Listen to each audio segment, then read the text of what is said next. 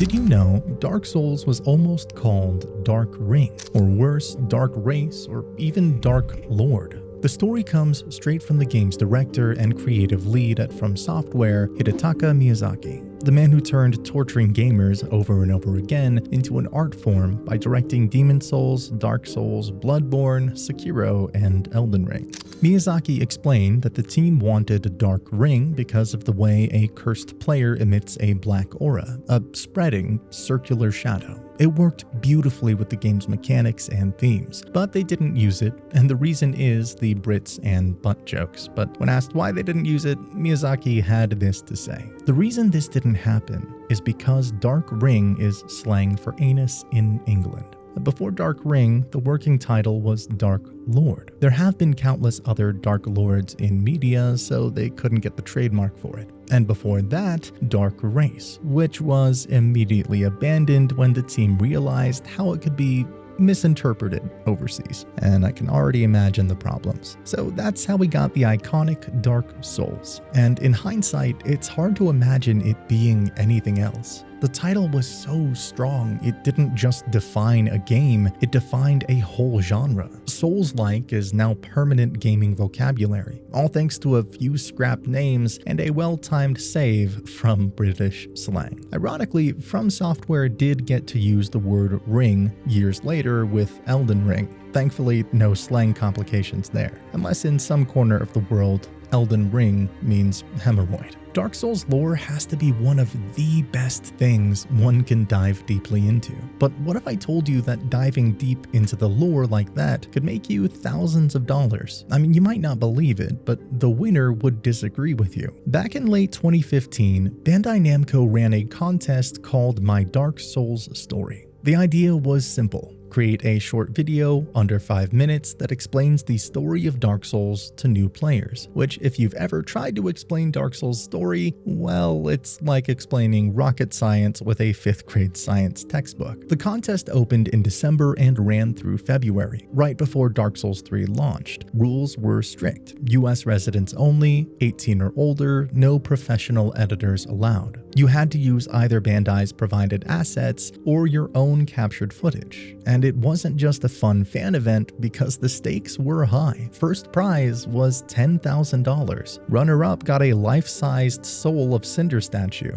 and the third place winners received Lord of Cinder statues as well. Judging was based on production quality, originality, and this one makes me laugh, quote-unquote, encapsulation of the story. Countless Dark Souls fans and video creators submitted their entries to win the prize, and every video felt like a love letter to Dark Souls lore. The grand prize winner was Steve Dixon, who submitted a video called Biography of the Chosen Undead, the Dark Souls Story. His entry took a bit of a comedic approach, a mockumentary parodying history documentaries, complete with a fictional historian explaining the events of Dark Souls like they were ancient legends with competing interpretations. The video is amazing, and it feels like watching Ancient Aliens straight from the History Channel, but instead of aliens, it's Frampt and Koth. Bandai Namco used the contest as both community engagement and as a way to onboard new players before Dark Souls 3, because, let's be real, by that point, the lore was a labyrinth. Running a contest that says, please explain our story for us, and we'll pay you $10,000 if you can do it, and thank God, Steven's video and many other videos did make it easier for people to understand the puzzle that Dark Souls lore is. The lore has to be my favorite part of the game because of the hours and hours I have spent just going through it, and its conception and presentation is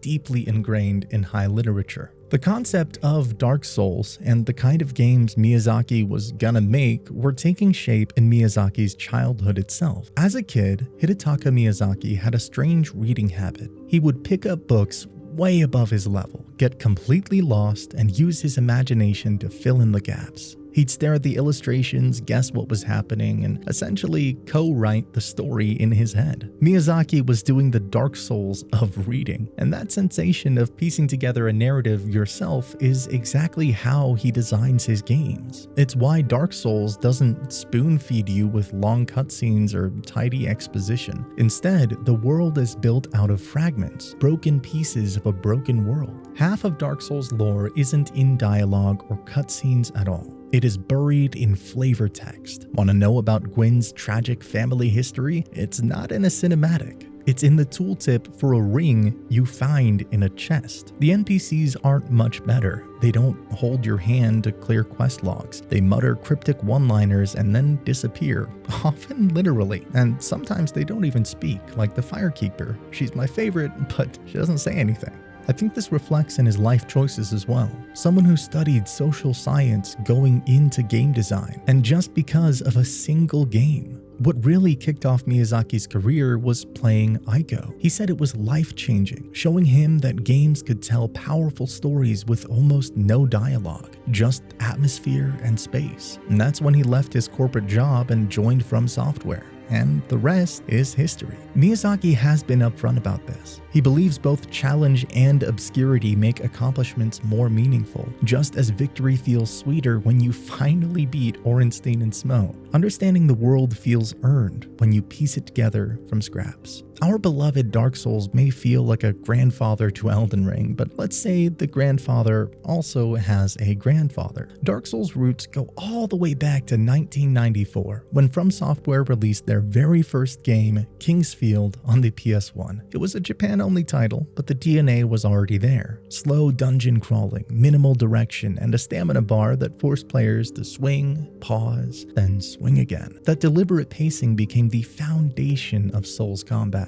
Fast forward to 2009, and Demon's Souls sharpened that formula. With Hidetaka Miyazaki in the lead, it introduced third-person lock-on combat, the Nexus hub world, and online features like messages and bloodstains that made players feel both isolated and connected. Every dodge and swing drained stamina, and the game even toyed with world tendency, where our actions shifted difficulty and events, ambitious though notoriously confusing. Then came 2011, and Dark Souls. With the Demon's Souls IP locked at Sony, From Software and Bandai Namco created a new IP, a spiritual successor, but not a direct sequel. This is where the formula clicked. The isolated worlds became Lordran's seamless vertical map. Archstones gave way to bonfires, healing grasses became the Estus Flask, and the checkpoint and refill loop was cemented. And when you step into Dark Souls, some of its most iconic locations weren't born out of pure fantasy at all. They were modeled on real-world landmarks. Take Anor Londo. Masanori Watagai, one of the concept artists, said that the idea of walking along the buttresses came directly from his visit to the Milan Cathedral. He walked under those massive flying buttresses in real life and thought,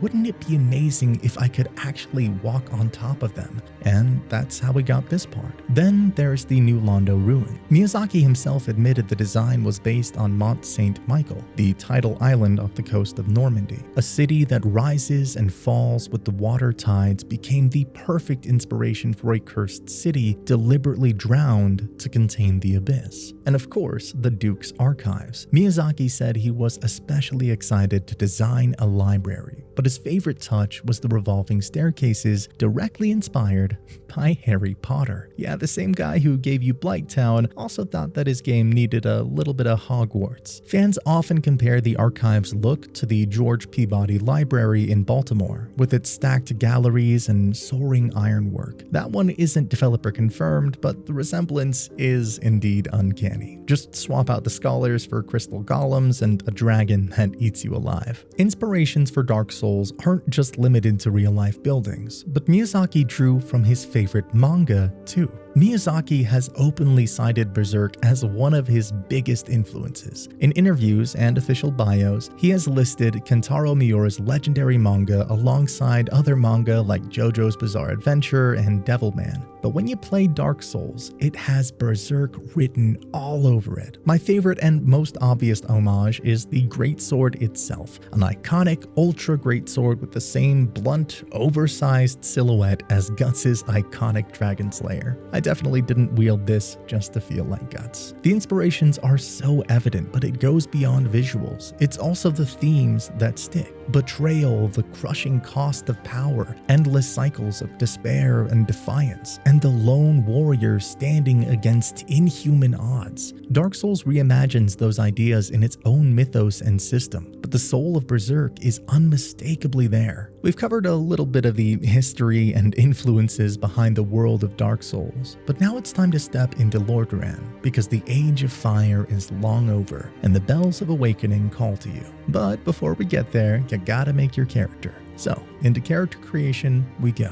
In most RPGs, character creation is nothing but a harmless place, but behind this harmless-looking character creation lies a trap, and it shows how the devs are cruel and unforgiving as the game itself. But where could the trap be? The innocent pendant. Before the game launched, Miyazaki was asked what starting gift he'd choose, and he casually said he'd pick the pendant or nothing at all. That tiny comment was enough to spark a wildfire of speculation. For months, fans were convinced that the pendant had some hidden, game-changing effect. Forums filled with theories. Maybe it unlocked a secret boss. Maybe it opened hidden doors. Maybe it triggered a different ending. But here's the truth. It does absolutely nothing. The item description literally says, trinket, no effect. And it means exactly that. No buffs, no stat changes, no hidden triggers. The only minor use is you can trade it to Snuggly the Crow for a souvenir of reprisal, but that's just a normal item trade, not some grand secret. Years later, Miyazaki admitted the whole thing was intentional. In a 2012 interview about the Artorias of the Abyss expansion, he said, "When it comes to the pendant, I actually had a little bit of an intention to play a prank. However, the prank didn't stop there because on forums, people who are just looking for help choosing the right gift, they get pranked by Redditors. I personally hate this because someone fell for it." And speaking of Dark Souls trolling you right out of the gate, let's talk about the Asylum Demon.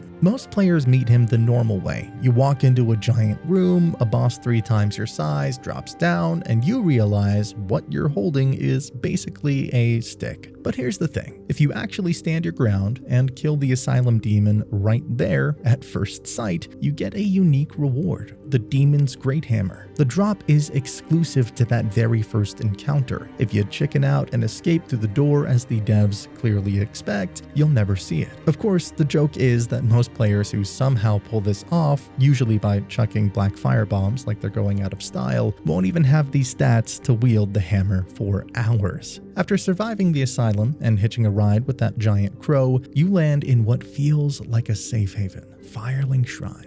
Peaceful music, a warm bonfire, and a couple of cryptic NPCs mumbling about your destiny. It feels like the one quiet place in Lordaeron. But Firelink isn't just a hub, it's a trapdoor into chaos. The devs built it with 5 legitimate exits right from the start. You can head up toward Undead Burg and perish, plunge into the flooded ruins of New Londo, slip into the Valley of Drakes, march straight into the catacombs, or even crawl back into the asylum using the crow's nest. Most players follow the intended path up into the Burg, but Dark Souls never actually tells you that that is the right way. If you're curious or just reckless, you can stumble into areas you are absolutely not ready for. But this design choice is what makes Firelink so clever. It looks like a quiet checkpoint, but really it's the crossroads of Lordaeron, daring you to test the edges of the world. Sequence breaks, early challenges, and shortcuts aren't exploits. They're baked into the game design. Sounds like a speedrunner's dream.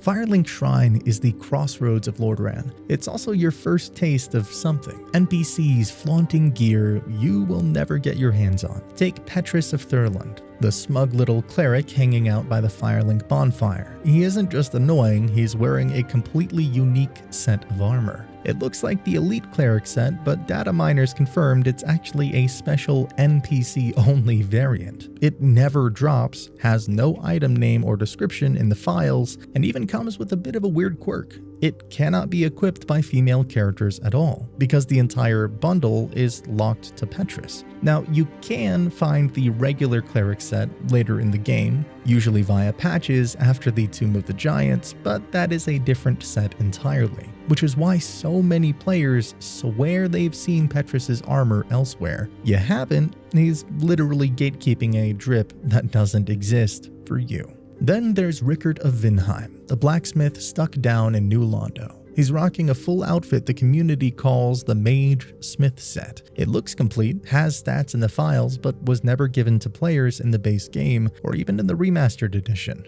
It's just there, coded and finished, but forever locked away. Fans digging through the data lump Petrus's armor and Reichardt's set together with other NPC-only pieces. Perfectly functional gear that never made it into player hands. Restoration mod like Unfinished Business re-enabled them, even letting Reichard sell his own Magesmith outfit. But in stock Dark Souls, you'll never touch them. Firelink Shrine is at the center of the map, but it could have been completely different, because in the game's files are clues that it was once even more interconnected than what we got. Two pieces of cut content show just how differently players could have routed the early game. First up, the lift chamber key. Data miners found an unused item in the files with the description "key opening the lift leading to New Londo ruins in the basement of Firelink Shrine." In the final game, that elevator is wide open from the start, but originally it seems you would have needed this key to access New Londo. That one little lock would have changed a lot. Early game runs of the Firekeeper's Soul in New Londo would have been gated. The Valley of Drake's backdoor into Blighttown would have been harder to reach, and even the Master Key, the community's favorite starting gift, would have been slightly nerfed, since you couldn't bypass that elevator lock. Cutting it kept Firelink more open-ended, and that lines up perfectly with Dark Souls' design philosophy. Soft gates, not hard ones. But that's not the only cut path.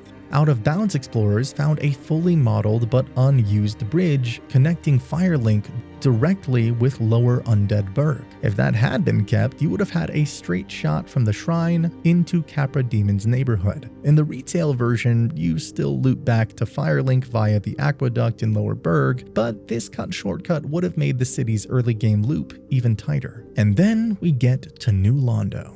Yeah, you know the place. Dark, drowned, full of screaming ghosts that can one-shot you through walls. Fun times. New Londo isn't just creepy atmosphere. It was deliberately flooded. The sealers literally drowned an entire city just to contain the Four Kings and the Dark Wraiths. Don't take my word for it though, the item descriptions straight up tell you that. So the next time you're slogging through that swampy nightmare, remember those drowned corpses? Yeah, they were sacrifices. While strolling around, you meet Ingward, that red-robed sorcerer who just kinda sits there. He's the one holding the key to the seal. Now, normally he won't hand it over until you've got the Lord Vessel, but if you're the impatient type, you can just kill him. Yep, Dark Souls gives you the moral choice, diplomacy or murder. And you can guess which one I took. Now, here's the juicy bit. Data miners actually found a cut bosses in the game files, known as the Undead King Jar-Eel. And based on unfinished models and cut dialogue, it looks like Ingward was supposed to make you fight this boss before giving you the key.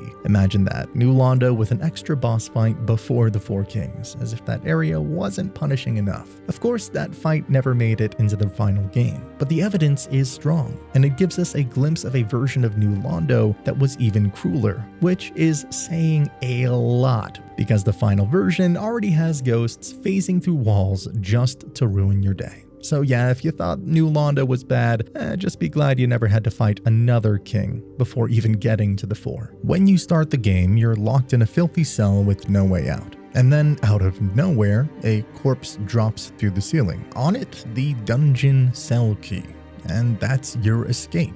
The mysterious knight who tossed it down is none other than Oscar of Astora, your first wordless savior, and probably one of the kindest souls you'll meet in this game. When you finally reach Oscar, he is mortally wounded. He gives you one of the most important items in the game, the Estus Flask and the Undead Asylum Floor 2 East Key. And if you manage to kill the Asylum Demon on your very first encounter, well, bravo. You'll also get the big Pilgrim's Key from Oscar instead of the demon's corpse. But his story doesn't end there. When you return to the Asylum later in the game, Oscar has hollowed. He attacks you, and when you put him down, he drops the Crest Shield, an incredible shield for blocking magic, very useful in the Duke's archives. A fitting reward, but also a sad reminder of what became of your would-be ally. And here's where it gets even more interesting. Data miners revealed Oscar once had a much bigger role. Cut dialogue shows he was meant to meet you again in Darkroot Garden, offer to join forces, and eventually oppose you late in the game, depending on whether you sided with Frompt or Koth. In the files, he literally calls you pawn of whichever serpent you followed. That entire questline was cut, leaving only the fragments we see in the final game. Let's talk about one of the most hated moments in Dark Souls, the Anor Londo Ledge Archers. Yeah,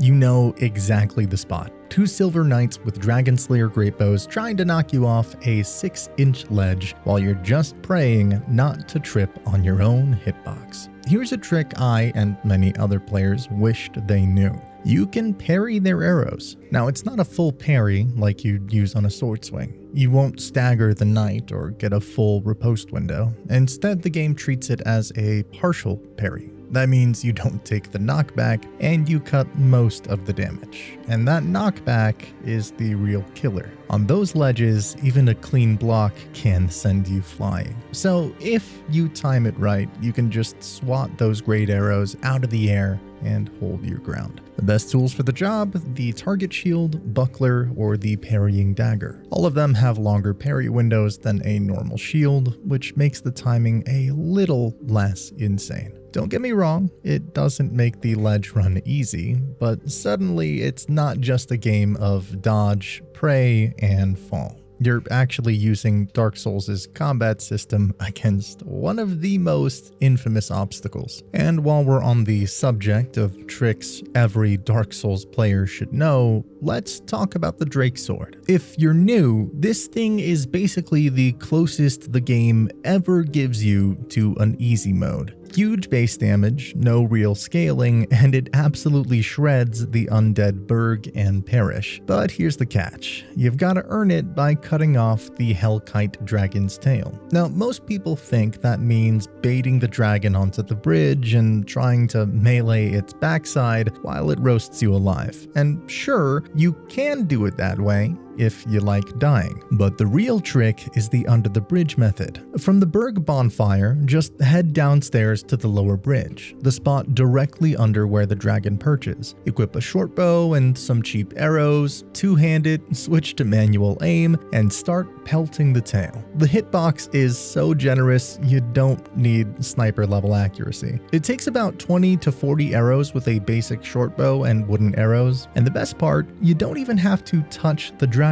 When the tail severs, the Drake Sword just automatically appears in your inventory, like a reward for persistence. If 30 arrows sounds like too much effort, you can always bait the dragon to land on the bridge, then try to melee the tail. Riskier, sure, but hey, Dark Souls is all about risk. And while we're still in the parish, let's talk about that armored tusk. Yeah, the big metal boar that turns every new player into bacon strips. Most people either chip away at it from range, or they learn the hard way that yes, you can backstab it right in the butt. But there's actually a much smarter and funnier way to deal with it. The secret? Alluring skulls. When you throw one, it creates a short-lived lure that certain enemies will chase. And the undead parish boar, it is completely obsessed with them. If you toss a skull into one of the burning braziers on its courtyard, the boar charges straight in and shoves its head into the flames. The fire ticks damage until it dies, and you never have to risk a single swing. And then, of course, there's Solaire of Astora, the one NPC in Dark Souls who doesn't greet you with cryptic muttering or outright murder. Instead, he looks you in the eye and says he's seeking his very own son. Solaire isn't just a knight of the Lord of Sunlight. He's on a personal quest. He's the character who embodies the idea of jolly cooperation, warmly inviting you to summon him for bosses. He's also the one who cements the identity of the Warrior of Sunlight Covenant, the place where the now legendary Praise the Sun gesture lives. But here's the tragic part. If you leave his story alone, Solaire eventually gets corrupted by a sunlight maggot found deep in Lost Isolith. When you meet him again, he's gone hollow.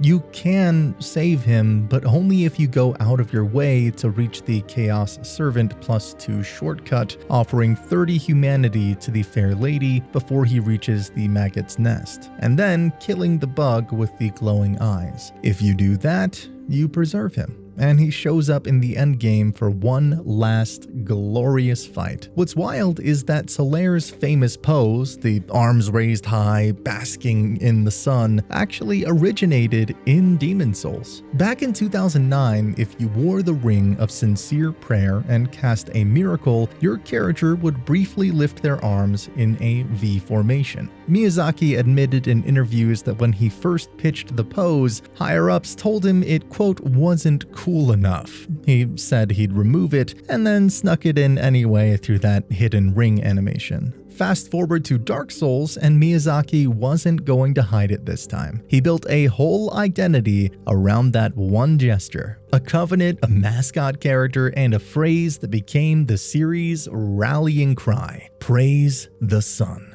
Solaire is my favorite and personally the best NPC. He's more than just a friendly summon, he's a symbol of joy, hope, and jolly cooperation in a world built on despair. Of course, if we're talking about Solaire, we cannot ignore one of the longest running fan theories in Dark Souls history. Solaire is Gwyn's firstborn. Back in the Dark Souls 1 era, this idea made a lot of sense. I mean, think about it. The Warriors of Sunlight Covenant is all about lightning miracles, and the item text ties those miracles directly to Gwyn's firstborn, the god of war who inherited the sunlight. Solaire is the poster boy of that covenant, and he literally hurls lightning spears in battle. Then you add the sunlight altar, the erased identity of the firstborn whose name was struck from the records, and Solaire's own dialogue about seeking his very own son. It lined up so nicely that people thought, of course, he has to be the lost son. But here's where the cracks show. Read the actual Ring of the Sun's firstborn description. It tells us about the god of war losing his status, not about Solaire himself. The Sunlight Blade miracle, same story. It's tied to the firstborn, not Astora's favorite knight. And then there's Solaire's gear. The Armor of the Sun description literally says that big radiant emblem is something he painted himself. His power isn't divine, it comes from training and equipment, not bloodline. And Solaire himself, he never claims to be divine, never hints at royal lineage. He calls himself a Knight of Astora, an adherent of the Lord of Sunlight, on a personal quest. He's a worshipper, not a hidden god. The theory finally got buried for good in Dark Souls 3 when the game flat out identifies the Nameless King as Gwyn's firstborn. That's your god of war, the one that turned on his father and the one erased from history. So, case closed. And if Solaire is the heart of jolly cooperation, then Andre of Astora is the backbone of your entire playthrough. He's the blacksmith you meet in the Undead Parish, hammering away in the church basement right next to a bonfire. And from that moment on, Andre basically becomes your best friend. He upgrades your standard weapons to +5 right away, takes them to +10 once you bring him that large ember from the depths, and all the way to +15 if you haul in the very large ember from New Londo. He also handles your raw, divine, and occult ascensions depending on which embers you hand over. On top of that, he sells you essentials like the repair box, smith boxes, and titanite, plus the infamous Crest of Artorias, 20,000 souls for the privilege of opening that big glowing door in Darkroot Garden. Painful at the time, but absolutely worth it. But here's what really makes Andre special. He's one of the only NPCs in Dark Souls whose mouth actually moves when he talks. Most characters just kinda stare blankly at you, their dialogue playing over completely static faces or hidden behind masks and helmets. Andre, though, he got actual mouth flap animation. Not true lip sync, just a looping, chew-like motion, but still makes him feel more alive than almost any other NPC in the game. So why him? Well, modders digging into the files found unused facial animations for other characters, like Guinevere and Priscilla, which suggests From Software at least toyed with a bigger system. But in the final game, only a handful of characters got the treatment, and Andre's unique model probably marked him out as more important. He was supposed to have a larger role at one point, and that bespoke attention carried through. But there is more for our boy Andre, because he wasn't just supposed to be the friendly neighborhood blacksmith. He was originally planned for something much bigger. In the shipped game, Andre already stands out. He's got a unique model, his own blacksmithing animations, and he's one of the very few characters whose mouth actually moves when he talks. And that polish wasn't by accident. In the official DesignWorks art book, there's concept art of Andre literally pushing aside the goddess statue at Firelink Shrine to reveal a hidden passage. That's right, the statue wasn't always just decoration. Researchers even found a cutscene in the files showing the statue sliding open, confirming it was coded into an early build. The implication is pretty clear. Andre was meant to be the one who opened a hidden path to the Firelink altar, the chamber that leads to the kiln. In the final game, Frampt just drops you there after you place the Lord Vessel. But originally, Andre himself would have played a key role in guiding you forward. Some translations of the DesignWorks interviews even suggest Andre was planned to be related to Gwyn, with that reveal tied to him exposing the passage. That part isn't canon, it is cut content, but it shows how important he was in early drafts. Fans have also found unused clips of the statue in the Firelink Shrine being moved. So why was it cut? Most likely to streamline progression. By the time you have the Lord Vessel, Dark Souls prefers giving you open routes and soft gates rather than tying key progression to an NPC survival or quest state. Keeping Frampt as the trigger was cleaner, even if it meant sidelining Andre back to his anvil. So Andre went from potential lore bearer and story gatekeeper to just the best blacksmith in the game. And speaking of bosses, one of the most forgettable bosses, the boss which I honestly forgot about, Moonlight Butterfly, has a secret mechanic that nobody really notices. Most players remember this fight as stand on a bridge while a glowing moth spams magic at you until it decides to land. But here's the thing. Every time the butterfly perches on the bridge to feed, it actually heals itself. Yep, while it dips its head like it's sipping nectar or eating flowers, the boss quietly regenerates a small tick of HP, usually cited at around 50 points per perch. It's not a huge heal, and that's exactly why most people never notice. By the time you're unloading your melee burst, you're doing hundreds more damage than it's regaining. Unless you're watching its health bar like a hawk, the heal just slips under the radar. Talking about missed mechanics, did you know Dark Souls only uses 3 corpse models for item pickups? A generic hollow, a Baldurn Knight, and a female hollow. And that female corpse, she only appears 10 times in the entire game. One of those rare placements is in the lower Undead Burg, the little fenced courtyard full of torch hollows. On that corpse, you'll always find twin humanities. And that's pretty unusual because outside of boss souls and some late game treasure, it's one of the only times the game just hands you a ×2 humanity lump that early. Now, here's where it gets interesting. Almost all of the other female corpse models in the game are tied to big lore figures. Firekeepers, Rhea, Kieran, Dusk, the witch Beatrice. So finding her here in a random mob area feels intentional. The corpse model, the placement, and the twin humanities together paint a bleak little picture. Fans often interpret it as a micro-tragedy, maybe suggesting pregnancy or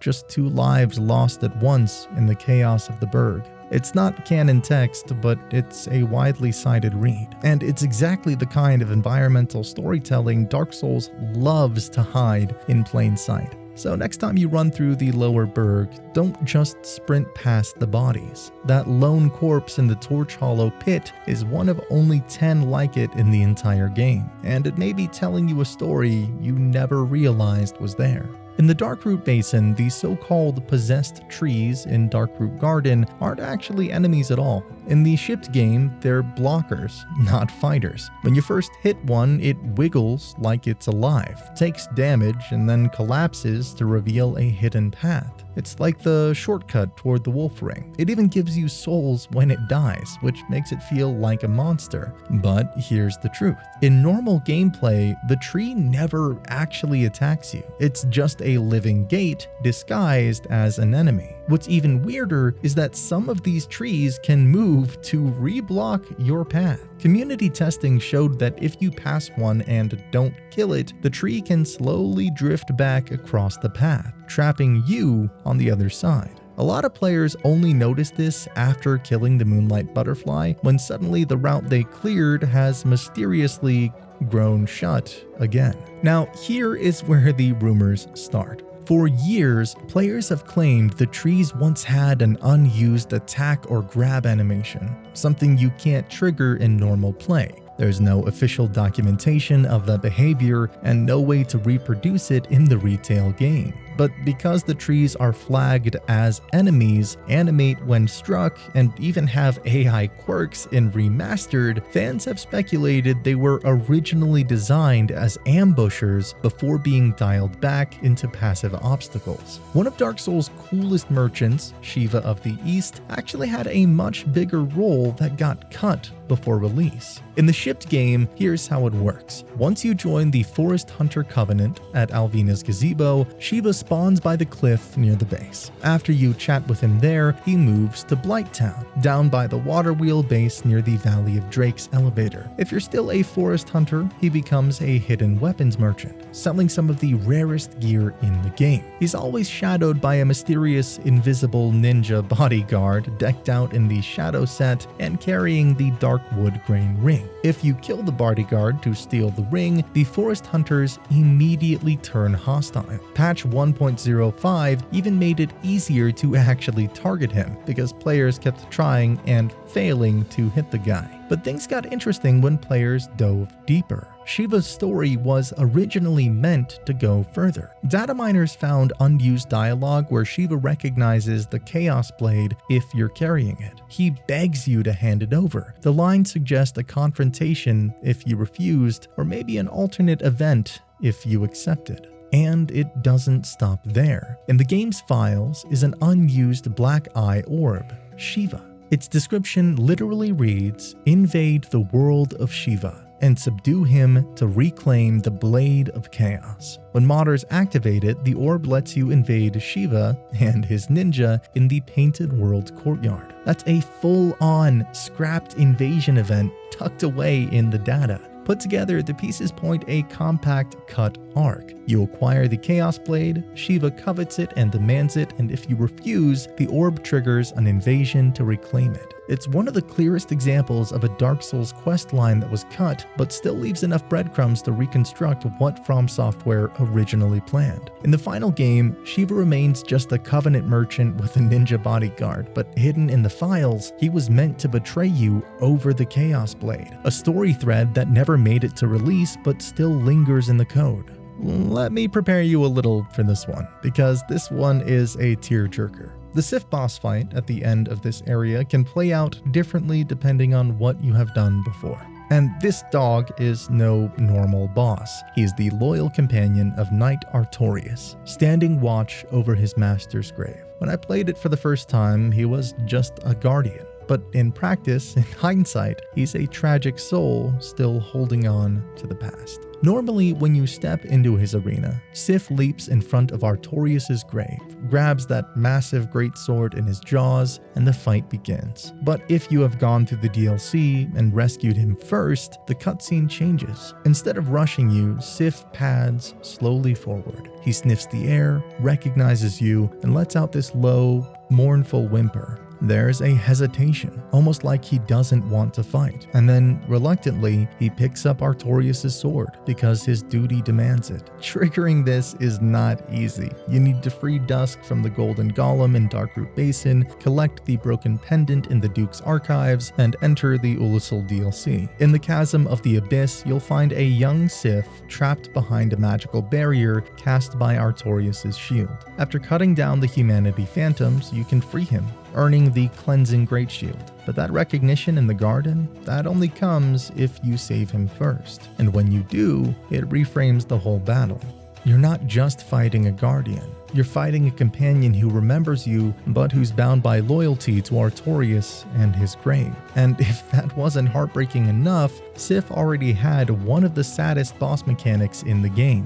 When his health gets low, he actually starts to limp, slowing down his swings as if the weight of that greatsword is finally too much. Combine that with the recognition cutscene, and the fight shifts from being a test of strength to something that just makes me tear up. But of course, not everyone faces Great Grey Wolf Sif head on. Some players, well, let's just say they prefer to cheese the poor wolf. There's a trick that challenge runners love where instead of fighting fair, you run into the arena and immediately hug the left-hand wall by the fog gate. A few steps in, there's this sloped rock ledge you can stand on. If you wiggle yourself on in there with your back to the wall, Sif's giant sword swings will clip the geometry and the knockback gets neutered. So what does that mean? It means you can just sit there, safe and snug, and fire arrows into the giant limping wolf until he keels over. Congratulations, you just outsmarted a dog with a sword. I mean, look, I get it. Challenge runners use it to shave time or to make no-hit runs possible, but for the rest of us, come on. Sif does deserve better than being reduced to target practice. He's carrying his dead master's weapon, whimpering at you before the fight, limping when he's nearly gone, and your response is to stand on a rock and plink arrows at him. The Sif cheese is painful, but the Hydra fight has a built-in troll move where the last head just refuses to die. So here's what's actually happening. The Hydra head dives are targeted based on your position along the shoreline.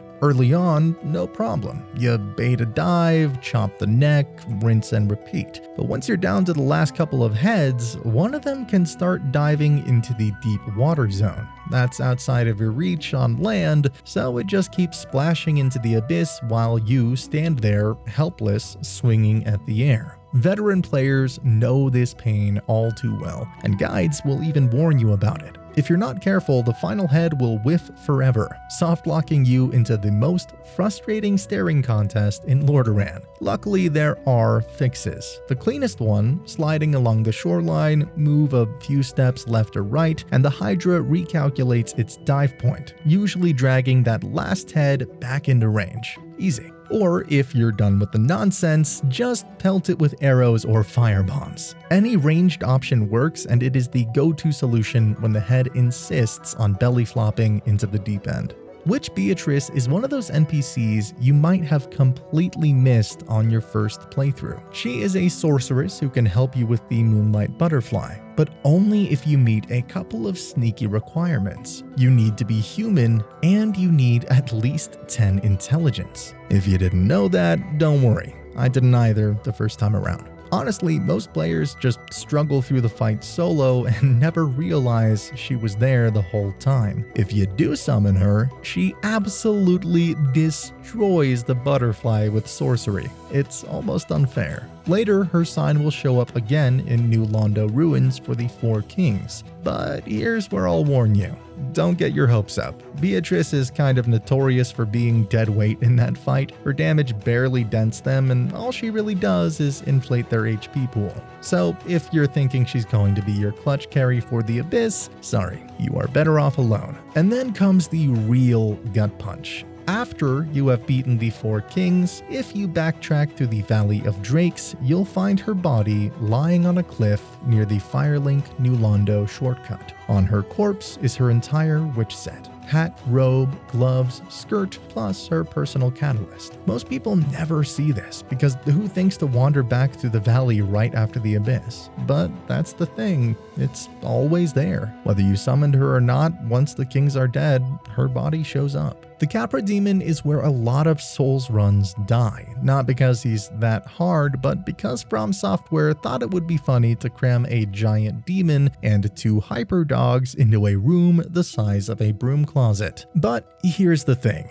you don't actually have to walk in blind. You can prep the fight from outside the fog. That is right. Stand right at the mist and you've got all the time in the world to buff your weapon, toss down some firebombs at the specific angle, and boom. The Capra Demon will be dead. Or you can go the hard way. Once you do step inside, the strategy is simple but effective. Sprint immediately to the left up the narrow stairs and take out one of the dogs. With the odds halved, you can plunge attack the Capra Demon on the way down. Reset and repeat. It turns what feels like one of the game's dirtiest ambushes into something a lot more manageable. Of course, if you didn't know that and just went charging in blind the first time, don't worry, we have all been there. Getting stun-locked to death by a demon and his dogs in 3 seconds flat is basically a Dark Souls rite of passage. And then we get to one of the most hated enemies in the entire game. The basilisks. You know, those little frog lizard things that live in the depths and can curse you into permanent half health. Yeah, them. You'll first meet them in the depths, usually right when you're feeling confident, and they'll ambush you with curse breath that permanently ruins your health bar until you find a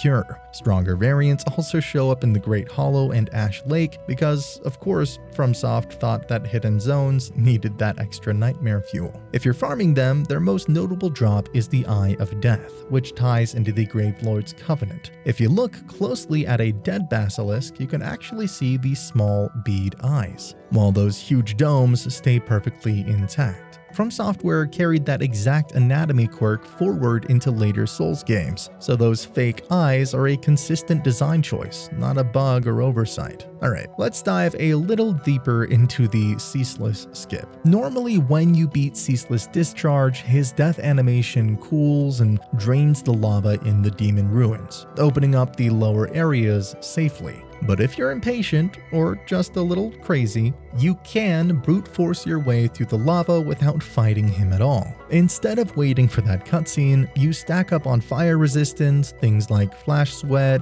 the Flame Stoneplate Ring, and add on a big chunk of vitality, then sprint or roll straight through the lava. Rolling helps shave off the contact time and keeps your stamina flowing, which is why speedrunners swear by it. But here's the catch. If you do the skip, the world doesn't change. The lava stays up, which means every time you pass through, it is still a death trap. And you don't even get the lower Demon Ruins bonfire. That only spawns if you actually kill Ceaseless. So what you're saving in time, you're paying for in checkpoints and convenience. Why do people do this? Well, in challenge runs or speed runs, it saves about 2 minutes, and it lets you beeline straight to deeper bosses like Demon Fire Sage or Centipede Demon without wasting time on Ceaseless. So, you've just grabbed the gold-hemmed robes and run screaming back toward the fog gate. Classic move.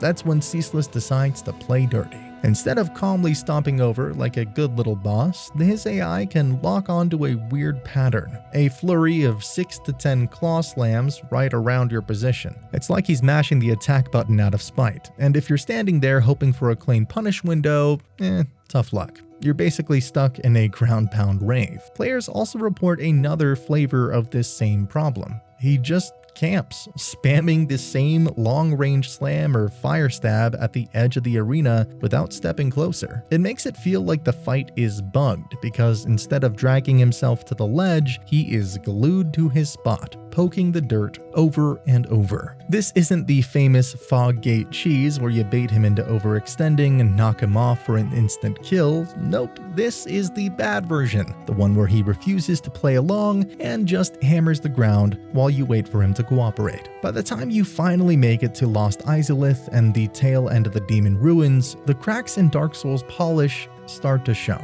I personally didn't like this location and really couldn't tell if it was rushed or not, but Miyazaki himself admitted it. In an interview, he flat out says, "When the deadline was closing in and we couldn't nail down a clear vision, we just had to settle on something. And the prime example, the bed of chaos." Miyazaki called it his greatest regret because the fight wasn't just awkward, it exposed a bigger production problem. The team didn't have a good way to realign when an idea went wrong, so the boss shipped as a half-baked compromise. And it wasn't just the bed. Early in development, the area boss was supposed to be King Izalith, a literal king seated on a throne. That eventually morphed into the bed of chaos we know today, a massive set piece which is nothing but a gimmick boss gone wrong. It's one of the clearest examples of a late-stage iteration just trying to land something, anything, before the deadline hits. Miyazaki even admitted he wasn't satisfied with how Ceaseless Discharge or Quelaag's intro came out, calling them missed opportunities tied to the same rushed arc. And when you look at the map designed in Izalith, the signs are all there. Big, empty lava plains, enemy copy-paste, hello Taurus and Capra armies, and those awkward dino leg monsters that feel like they belong in another game. Like,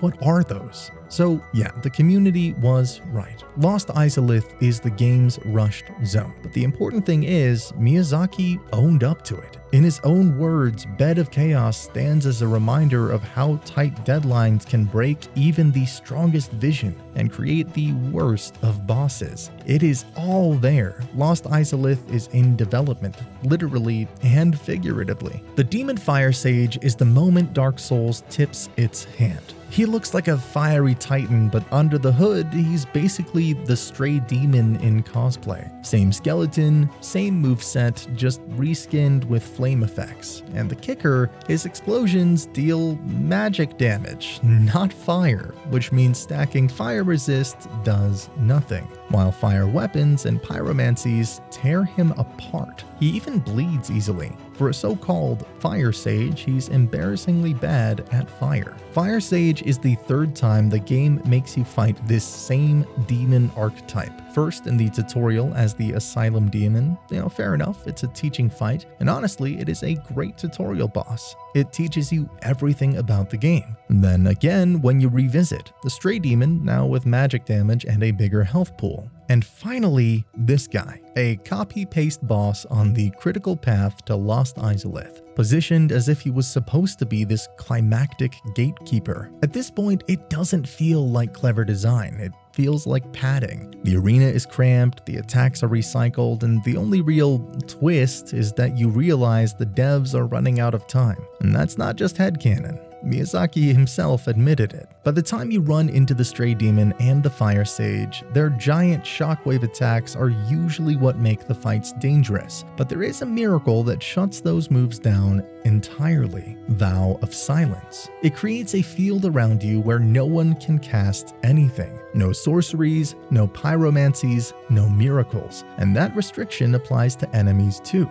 With it active, the Stray Demon and the Fire Sage will still go through the motion of their big AoE, but the explosion never triggers. The fight suddenly feels like the tutorial Asylum Demon, again just with a giant club minus the screen-filling blasts. It doesn't help against the actual Asylum Demon, since he only uses physical attacks, but against his two cousins, it changes everything. The trade-off is that while it is active, you can't cast either, so no heals, no pyromancy damage, nothing, just steel and stamina. Sigmire of Katarina might be everyone's favorite Onion Knight, but his questline is also one of the most fiddly and easy to break in all of Dark Souls. Half the time, players don't even realize they've cut it short until it's too late. Right out of Sen's Fortress, for example, did you know he won't even move to Anor Londo unless you flip the boulder machine at least once? You can clear the whole fortress and leave him standing there forever if you do not touch that lever. And if you chat with him at Sen's Gate but forget to exhaust all of his dialogue, it can actually bug his later dialogue. Rule of thumb,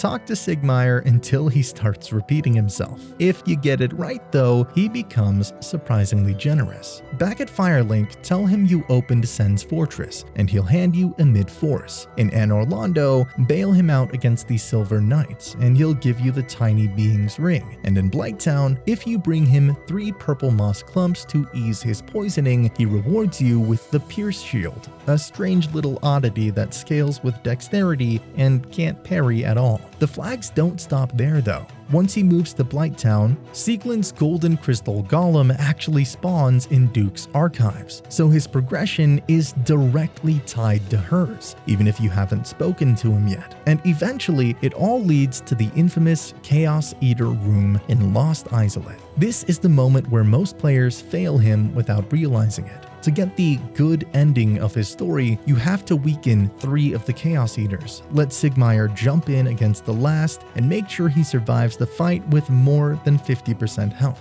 If he drops below half, he'll die off screen later, even if he seems fine in the moment. Kill all 4 yourself before he jumps, and the quest just ends early with the speckled stoneplate ring. But if you manage it, if you keep him alive with that razor-thin condition, Sieglind later finds him at Ash Lake and thanks you with a Titanite slab, the rarest upgrade material in the game. It's the one truly happy ending for the Katarina family. And here's the cruelest twist. Sometimes, by being too helpful, you doom him. If you clear those Izalith demons before he ever jumps in, you've already locked yourself into the failure route. Dark Souls, in its own way, punishes you for being too efficient. Oh, and one last oddity. If you're a Dark Wraith, you can even use the Dark Hand to steal up to 4 humanity from Sigmire. It's as funny as it is cruel, but it also makes keeping him alive later basically impossible.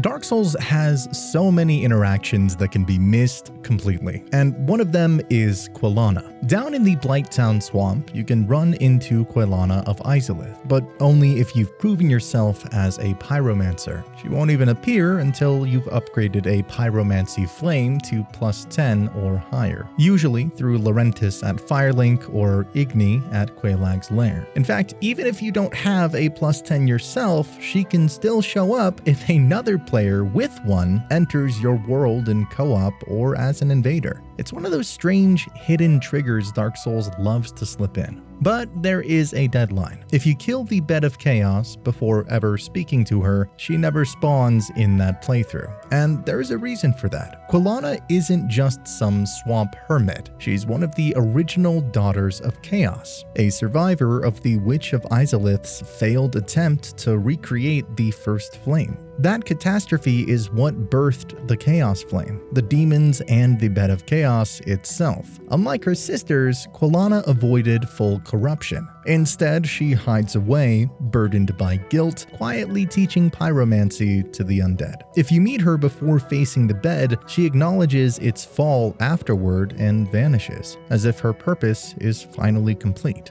Quelana is just one of the sisters, and there's another sister to whom you can't talk, but there is actually a way. Behind the illusionary wall in Quelaag's lair, you find the Fair Lady, Quelaag's younger sister. She sits, blind and dying, barely able to speak. Most players only ever hear her say ...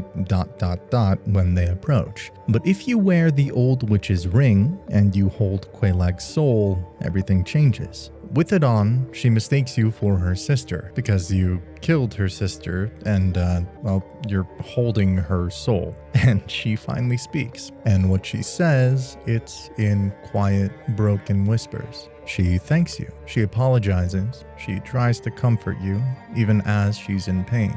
At one point, she admits, "It hurts. The eggs have gone still. I fear it may be too late." Other times, she's more fragile. "Quelaag, please, sister, do not cry. I am happy. Truly, I have you, don't I?" The old witch's ring is the only way you'll ever hear these lines, but when you do, they reframe everything. The Chaos Servant Covenant isn't just a mechanic. You're feeding humanity to a dying woman who can barely hold herself together. It makes the Covenant feel less like a pact and more like keeping someone alive a little longer. It's not about mechanics, it's about how she sees you, the sister she's lost, the only comfort she has left. And the saddest part is the backstory. Ingi, her servant, tells you she's suffering because she took the blight into herself. She absorbed the parasites to spare her followers, and it ruined her body. That's why she's blind, why she's weak, and why she is begging for humanity, because it eases the pain, if only for a moment. She seems like someone who feeds on your humanity, but there's also a creature in the game who feeds on your souls, literal parasites. If you've ever walked through Quelaag's domain and noticed those poor hollowed men with giant eggs fused to their backs, you might have thought that they were just a set dressing, but they're not. If one of them grabs you, or if you get clipped by the maggots that burst out when you kill them, you can end up infected yourself. At first, nothing happens, but after a while, your character starts scratching their head during idle animations. That is the sign. The parasite has taken hold. Congratulations, you've got lice. Stage 1 is what players call egghead. A swollen, bulbous egg grows over your helmet slot. You can't wear headgear, your fire resistance drops, and maybe the cruelest part, you only get half the souls from enemies you kill. The parasite is literally eating half of your XP, and don't bother trying to hide it. Everyone can see you're rocking a giant breakfast omelet for a face. But if you let it feed long enough, about 100,000 souls, whether from kills or even by popping consumable soul items, the egg hatches into stage 2. A grotesque larva bursts out of the shell, replacing your kick with a slow, writhing bite attack. It doesn't infect others, and it's weaker than your normal moves. At that point, the egg's not just a nuisance, it is a full-on fashion crime. There is one upside though,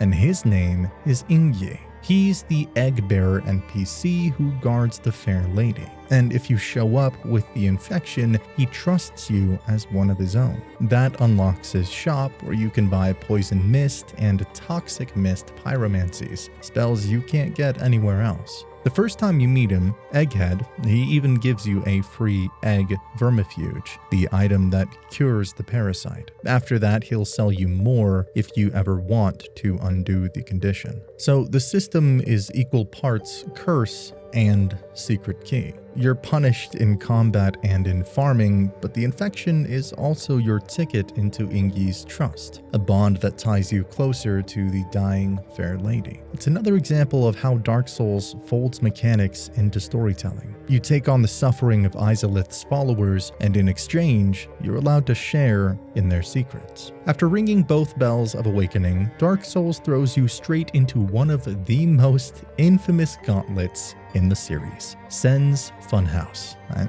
of course, mean Sen's Fortress. This place weeds out the weak because it's got swinging guillotines, pressure plates, and boulders rolling down ramps. If Blighttown tested your patience and your frame rate, Sen tests your timing. It's a death trap designed to weed out the unworthy before they ever set foot into Anor Londo. So who the hell is Sen? And why is his fortress crazy? Did a little dive into Sen, and we're not really sure who he is, but one thing is clear. That he is a sick bastard who's going to give you hell. But hidden in all of those traps is something most players never see. Sen's Fortress has a special illusionary wall that's different from almost every other in the game. Normally, you can roll into an illusionary wall and it'll vanish, but here, rolling does nothing. The wall only breaks if you actually strike it with a weapon. It's placed along the return path after you fight your way through and are heading back down, when you fall into the tar pit. And that's why so many people miss it. You're usually running forward into Anor Londo, not combing through the fortress backwards. Dark Souls has a way of rewarding players who double back, and Sen's Fortress is a perfect example. Most people just barely make it through the gauntlet once and never look back, but if you do, and if you're curious enough to swing at a wall that doesn't respond to rolls, you'll find one of the game's rarest hidden shortcuts. And if the traps weren't enough, Sen's Fortress also has giants running the show behind the scenes. Most players remember the one at the gate. He's the guy who cranks open the front door once you ring both bells of awakening.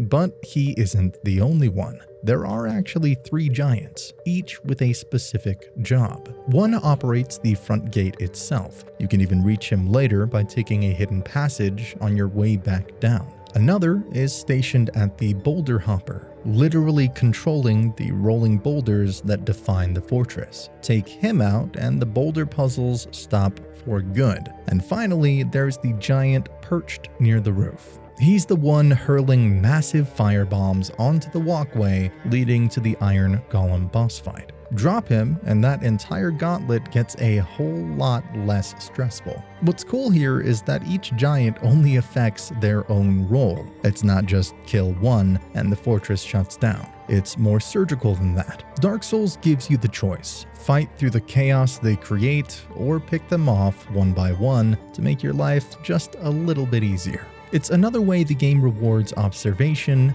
and persistence. You don't just suffer through Sen's Fortress, you can actually dismantle it piece by piece if you know where to look. And of course, no Fortress of Death would be complete without arrow traps. You know how it goes, step on a pressure plate and suddenly a wall full of darts tries to skewer you. But there is a way to pass with no arrows shot at you. You can actually activate these traps from a distance. If you fire an arrow, throw a knife, or even lob a random piece of junk onto the pressure plate, it will trigger the mechanism safely. Another thing that also activates the mechanisms are the snake guys. The trap sends its whole volley into thin air, and you can stroll past without a scratch. It's a clever little reminder that Dark Souls isn't just about twitch reactions. It's about thinking like a survivor. If you're willing to stop and use your tools, even Sen's Fortress's nastiest surprises can be turned into nothing more than wasted ammunition.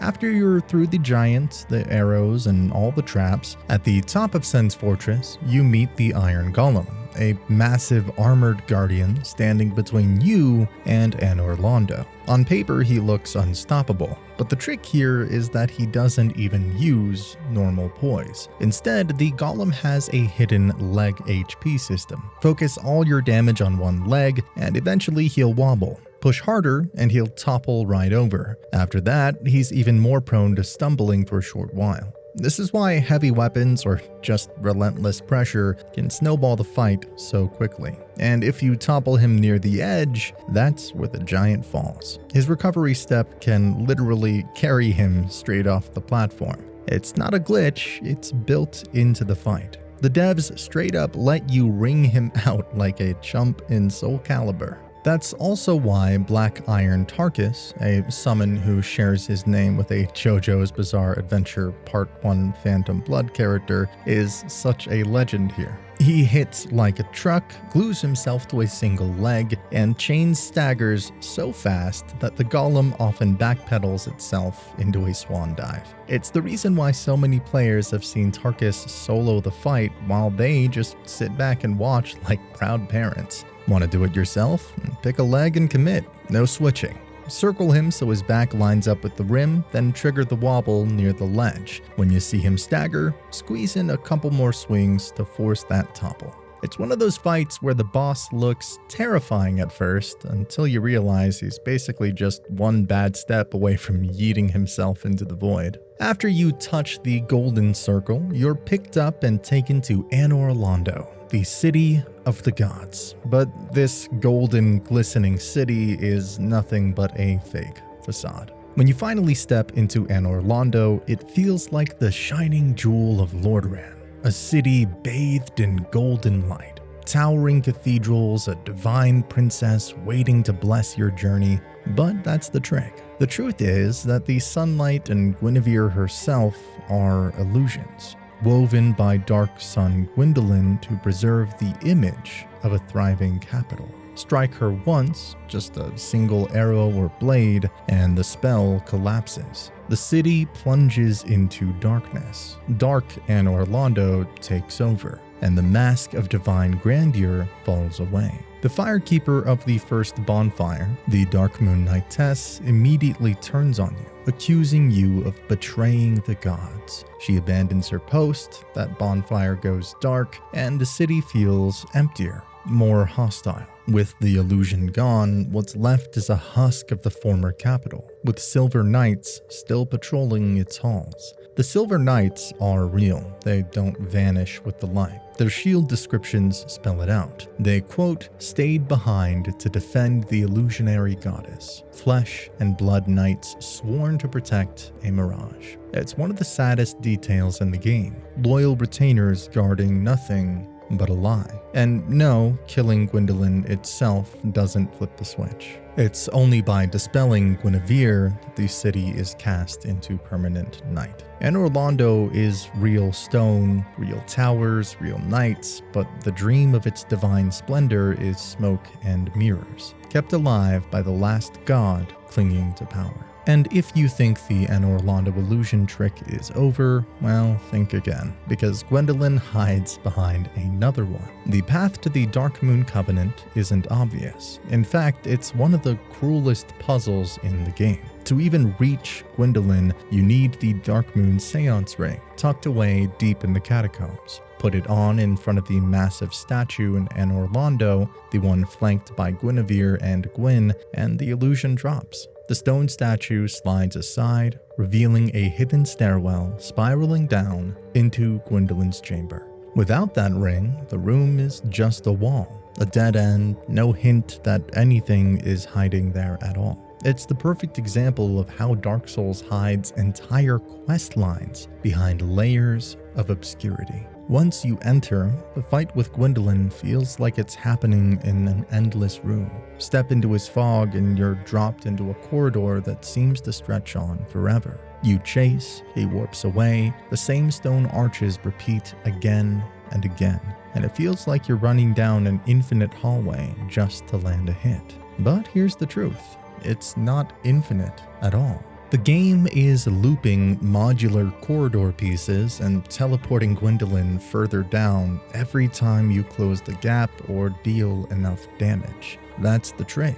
Segment reuse plus clever warps. In reality, the arena has a hard endpoint. Push him far enough and eventually he runs out of teleport anchors. He has to stand his ground, and suddenly the endless chase becomes a cramped brawl where his long-range magic isn't nearly as scary. Players have tested this for years, leaving a bloodstain deep in the hall, then returning later to see if it's still there in a finite space. Speedrunners sprinting all the way down and cornering him. Videos showing the hallway literally has an end. The illusion is perfect until you break it. Tactically, the pillars are your lifeline. Every one of his spells, arrows, soul orbs, that massive beam, can be blocked by them. You just sprint pillar to pillar, bait the cast, step out, and close the gap. And if you're aggressive enough, you can force him into that corner where he can't run anymore. It's such a perfect microcosm of Orlando itself, an illusion of infinity, beauty, and grandeur, but one you can pierce if you keep pushing forward. And let's talk about those Orlando rafters. You know, the spot the cathedral beams where painting guardians turn what should have been simple platforming into one of the game's most nerve-wracking choke points. Here's something fun about those alabaster-robed enemies. The painting guardians aren't just statues brought to life. They're the sworn protectors of the great painting of Ariamis, bound to it by their duty over the ages. They wield twin painting guardian swords and move with a circular, almost dance-like rhythm. Their fighting style as graceful as it is deadly. They carry throwing knives for ranged attacks and sometimes switch to a target shield when you close in. No one really remembers why they guard the painting anymore. Their purpose has long since faded, but their devotion endures, an echo of loyalty outlived its meaning.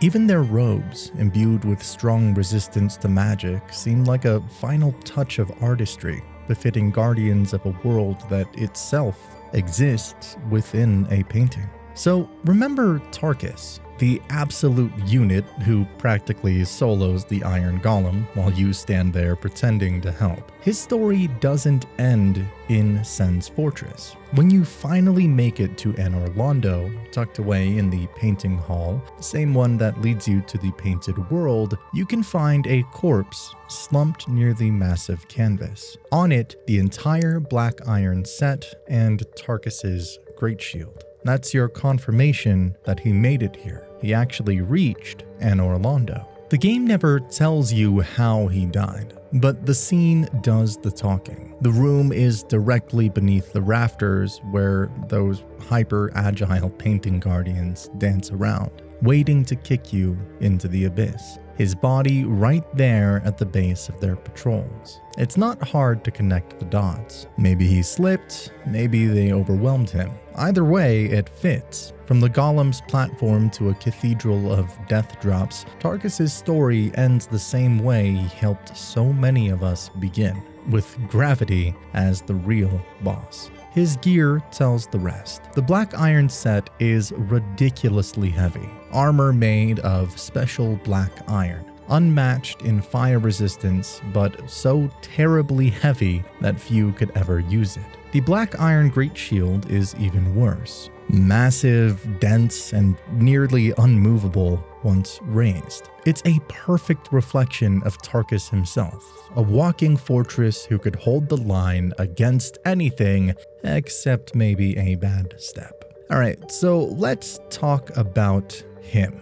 It's him, the big one. The brutish half of Dark Souls' most infamous boss duo, Executioner Smough. Smough isn't just a slab of armor with a hammer the size of a carriage. He's one of the most disturbing bits of character design in the entire series once you really look at him.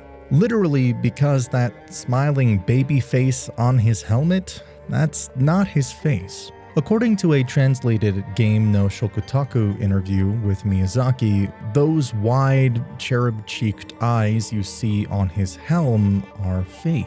Smough's real eyes are hidden in a tiny slit lower down, buried under that grotesque, gilded mask. The face we all see is just decoration, a hollow grin staring out while the real man watches from below. It's a twisted visual joke, an executioner who wears a permanent smile while crushing people to paste. And that's not just a metaphor. His soul description straight up calls him an eerily gleeful executioner. It's not player headcanon, From Software wrote it that way. In the game files, his sound bank even contains laugh clips that trigger during his heavy attacks. You can hear them clearly if you mute the music. This massive suit of gold armor giggling to itself mid-battle.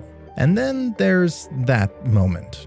Kill Orenstein first, and Smough doesn't mourn. He walks over, raises his hammer, and smashes Orenstein's body flat before absorbing his power. No hesitation, no ceremony, just another execution. If you do it the other way around, Orenstein absorbs lightning from Smough's corpse, but Smough's version, it feels personal, cold, almost gleeful. The lore backs that cruelty up. Smough was never knighted among Gwyn's 4 knights, not because he wasn't strong enough, but because he enjoyed the killing too much. He'd grind the bones of his victims and mix them into his feed. That's text, not theory. Even his armor fits the story. It's absurdly heavy, can't be upgraded, and looks more like a punishment than protection. It's excessive, unrefined, and impractical, just like him.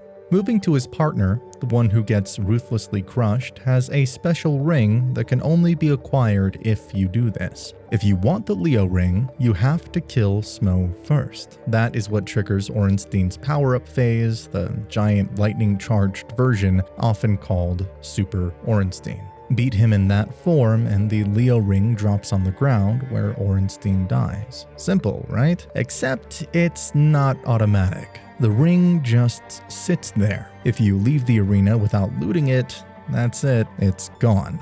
no second chance until New Game Plus. And if you do the fight the other way around, killing Orenstein first, then Smo powers up, and the Leo ring never drops at all. As for what the ring actually does, it's one of the most misunderstood pieces of gear in Dark Souls. The Leo ring enhances thrust-type counter hits, and Dark Souls 1's counter system is surprisingly deep. Hitting an enemy mid-attack already gives about a 20% damage bonus. With the Leo ring, that bonus multiplies by another 40%, giving you about 68% extra total damage when you land a well-timed thrust. That means it's not just for rapiers or spears, any weapon with a thrusting move can trigger it. Claymore R2s, halberd pokes, even certain boss weapons. If the animation counts as a thrust, it counts. Making it to Anor Londo and then going to the Painted World is a little absurd. Going from shining, gleaming buildings to snow-capped mountains was daunting, and especially through touching a painting. And the Painted World has always felt weird and a little different. You can't warp out of there, you can't leave until you finish it, and it feels so deliberately self-contained. Like it's part of Dark Souls, but not quite of Lordaeron. And there's a reason for that. In the official Design Works interview, Hidetaka Miyazaki flat out says the Painted World was built from the prototype map used during Dark Souls' earliest development. The team had poured time into that test map, but when the game's structure took shape, they couldn't find a natural place for it. So, as Miyazaki put it, in the end I cheated and put it in the Painted World. That one line explains everything. The tight layout, the looped routing, the way the whole zone seals itself off once you enter. It's the DNA of a prototype level polished into a finished area. Did you know that you can lop off crossbreed Priscilla's tail in a single clean hit? And she'll instantly drop Priscilla's dagger for your troubles. If your one swing does enough damage to the tail's hidden HP pool, the sever happens on the spot. Here's the nerdy bit the game never tells you. Priscilla's tail has its own health, separate from her body. In New Game, that tail HP is about 395, and it scales up in higher cycles. 620 in New Game Plus, that works out to roughly 17% of her total HP in New Game, so if your single strike does about 395 damage to the tail, you'll get the dagger in one swing. Some wild theories about Priscilla being Seath's daughter have been going around, and I kinda see it. She definitely looks the part. Right after Anor Londo, one can choose to go multiple ways, and I personally went to the Duke's archives, Seath's lab filled with his experiments. And did you know the Duke's archives is basically a glittering crime scene? Walls of crystal, statues, and even crystal-studded hollows, all pointing back to Seath's lab work. Here's what the game itself quietly confirms. The big prison under the tower once imprisoned countless maidens, with mistakes writhing nearby the Pisica. Their page ties it directly. Seath's channelers collected women who became those squid-headed test subjects. That is why two weeping Pisica outside Logan's cell dropped the high-tier materials. Bountiful, soothing sunlight. They were holy women before the lab got them. Seath doesn't just embed crystals in victims, he weaponizes them. His breath inflicts curse, the one status that kills you in a stone-like statue on the spot. The curse page even lists Seath as a direct source. It is the nastiest possible punctuation mark in his research. You die, you freeze, you are simply a display piece. The crystal figures aren't just props either, they're his creations at work. Crystal golems are described as made from Seath's experimentation with the primordial crystal. Some even imprison NPCs like Dusk in Darkroot and Siegland outside the archives. And the Crystal Cave literally houses the primordial crystal that grants him immortality. Break it or you can't kill him.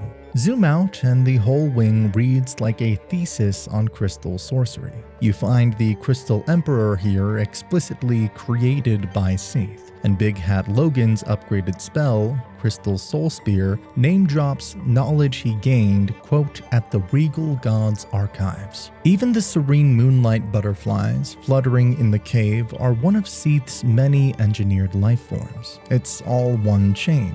Crystals, souls, bodies. The Four Kings, one of the Lord's souls, aren't really four at all.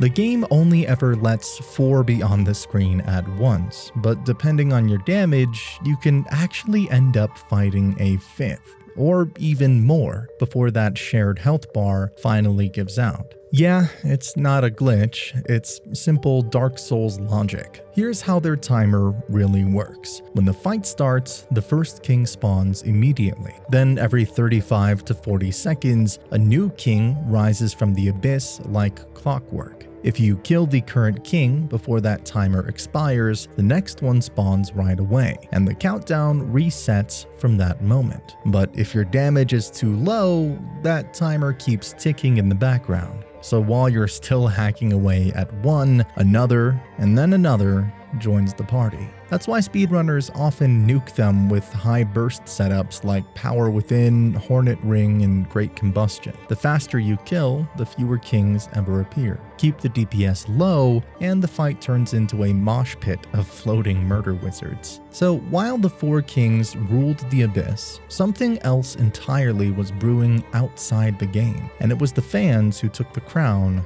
that time. Back in early 2012, before Dark Souls had even touched PC, players were begging for it. Petitions exploded across forums, with tens of thousands of signatures piling up in a matter of weeks. The outcry was so loud that even mainstream outlets like Games Radar Plus picked it up, calling it one of the strongest community pushes in modern gaming at the time. And amazingly, it worked. By April that same year, Bandai Namco officially confirmed a PC version called Dark Souls Prepare to Die Edition, a title that in hindsight feels a little too on the nose. It wasn't just From Software deciding to flip a switch either. The publisher handled platform strategy, and according to interviews, the petition data directly changed their business plans. But here's where the story takes a very Dark Souls turn. From Software had almost no PC experience. They'd never shipped a major PC game before, and producer Takeshi Miyazoe later admitted the port was rushed, a fast, reactive move to satisfy fans rather than a long, ground-up rebuild. When Prepare to Die Edition launched in August of 2012, players quickly ran into the curse of the PC port. A locked 720p resolution, a 30 FPS cap, clunky mouse and keyboard controls, and that dreaded Games for Windows Live integration. It was janky, frustrating, and somehow very on-brand for Dark Souls. But just like in-game, the community fought back. Modder Durante, great job man, released DS Fix, a fan-made patch that unlocked resolution, boosted frame rates, and turned the PC version from a disaster into the definitive way to play. Thank God. DS Fix didn't just fix the port. It basically set the tone for how PC modding would save broken launches for years to come. By late 2012, Dark Souls on PC had gone from a half-broken experiment to a thriving ecosystem powered by fans. The port may have been rushed, but it opened the floodgates. Without it, there's a good chance the entire Souls series wouldn't have found the global audience it enjoys today. That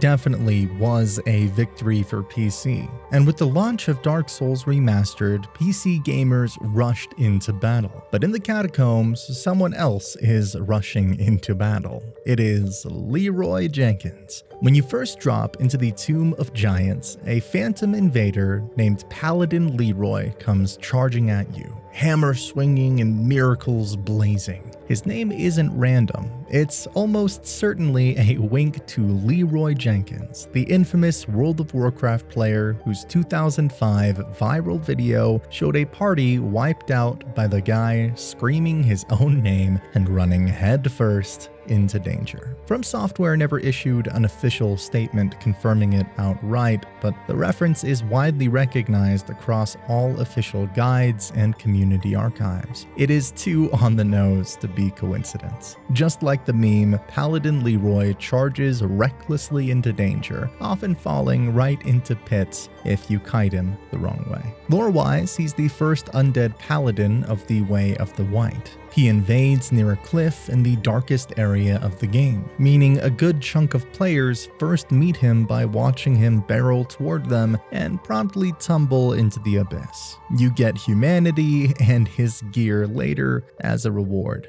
By the time you reach the Colosseum in Ulasil, the game doesn't just introduce Artorias, it autopsies him in motion.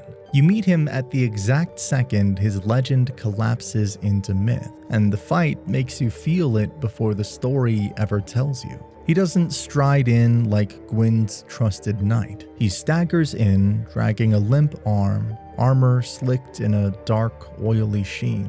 The wrist that once held a great shield just dangles now, snapped and useless. Midway through the battle, Artorias sometimes drops into what looks like a prayer, but it's actually a buff, Drink the Abyss. Here, he's drinking up the abyss to power up. Looks badass and dangerous, but you can interrupt it. But you don't have to be an FPS expert for it to work, because a single clean headshot from an arrow, a crossbow bolt, or even a throwing knife will stagger him out of it completely. The legend is stopped by a mere dagger or an arrow. Speaking of headshots, they're a part of all FPS games, but it's also there in Dark Souls. Here's one of the many tiny mechanical quirks that Dark Souls never tells you, but it is quietly baked into the combat system. If you've ever been sniped in the face by a hollow archer and noticed it hurt way more than a regular body shot, that's not just bad luck. Dark Souls applies a damage multiplier for headshots when you're hit by projectiles like arrows or bolts.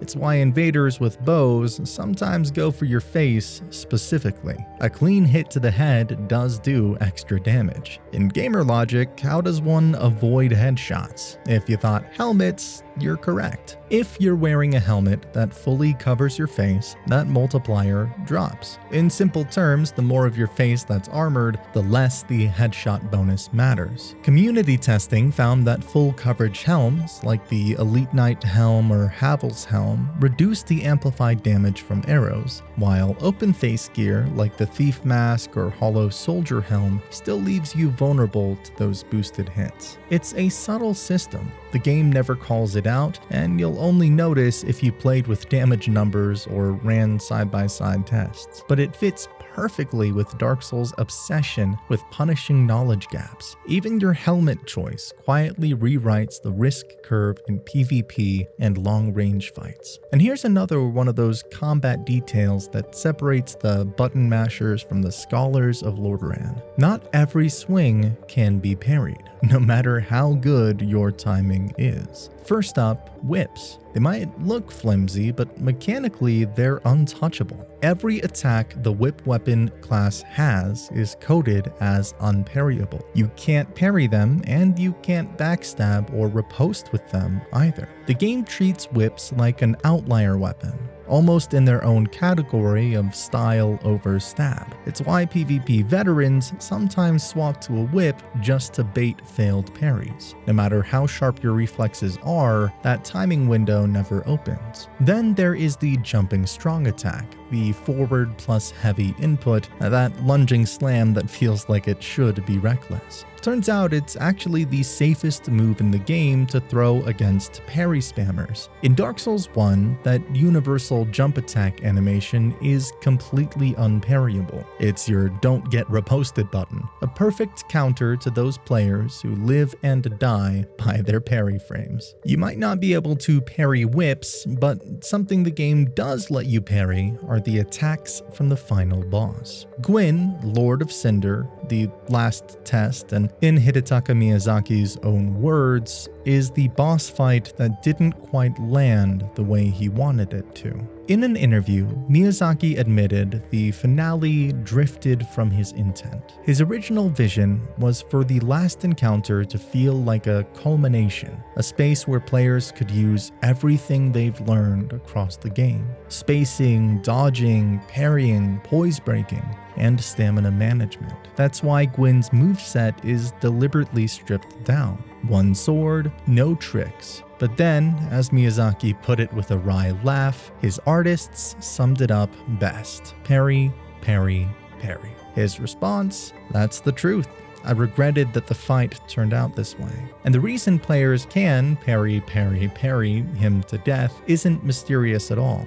Gwyn's AI is built around tight, linear strings and generous telegraphs. Nearly every opener he uses can be parried, and the recovery frames leave him squarely in front of you, perfect for a clean riposte. On a flat, empty arena with no adds or terrain pressure, that rhythm becomes a loop: parry, riposte, reset, repeat. Tutorials have shown full runs where Gwyn never even lands a hit, locked from his first swing to his death. What Miyazaki wanted was a final exam of your whole skill set, a duel that demanded the same versatility you built surviving Lordaeron. What he got was a boss whose rhythm leaned too heavily on one mechanic, turning the fight from a climax into an execution drill. He never said parrying itself was a mistake, just that it swallowed the rest of the design. And you can see how the series quietly learned from it. Every Souls finale after Gwyn rebalances the equation. Nashandra, Soul of Cinder, Gale, the Elden Beast, they all keep parries as an option, but surround them with unparryable phases, delayed strings, form swaps, or ranged pressure so you can't coast on timing alone. It's the clearest design through line from Miyazaki's own regret.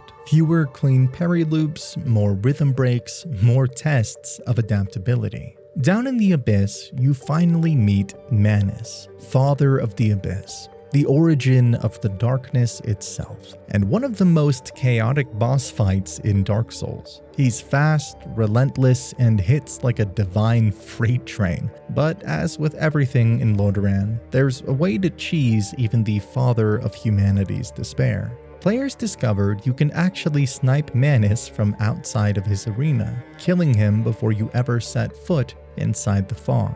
The setup is hilariously simple. Stand on the ledge right at the fog gate, equip a long-range bow, slot the hawk ring in for maximum damage, and bring a stack of arrows. If you aim just above or slightly to the side of the fog, you can chip away at his health bar from safety while he paces endlessly on the other side. You can literally watch the Father of the Abyss die confused, flailing at nothing while his HP melts away.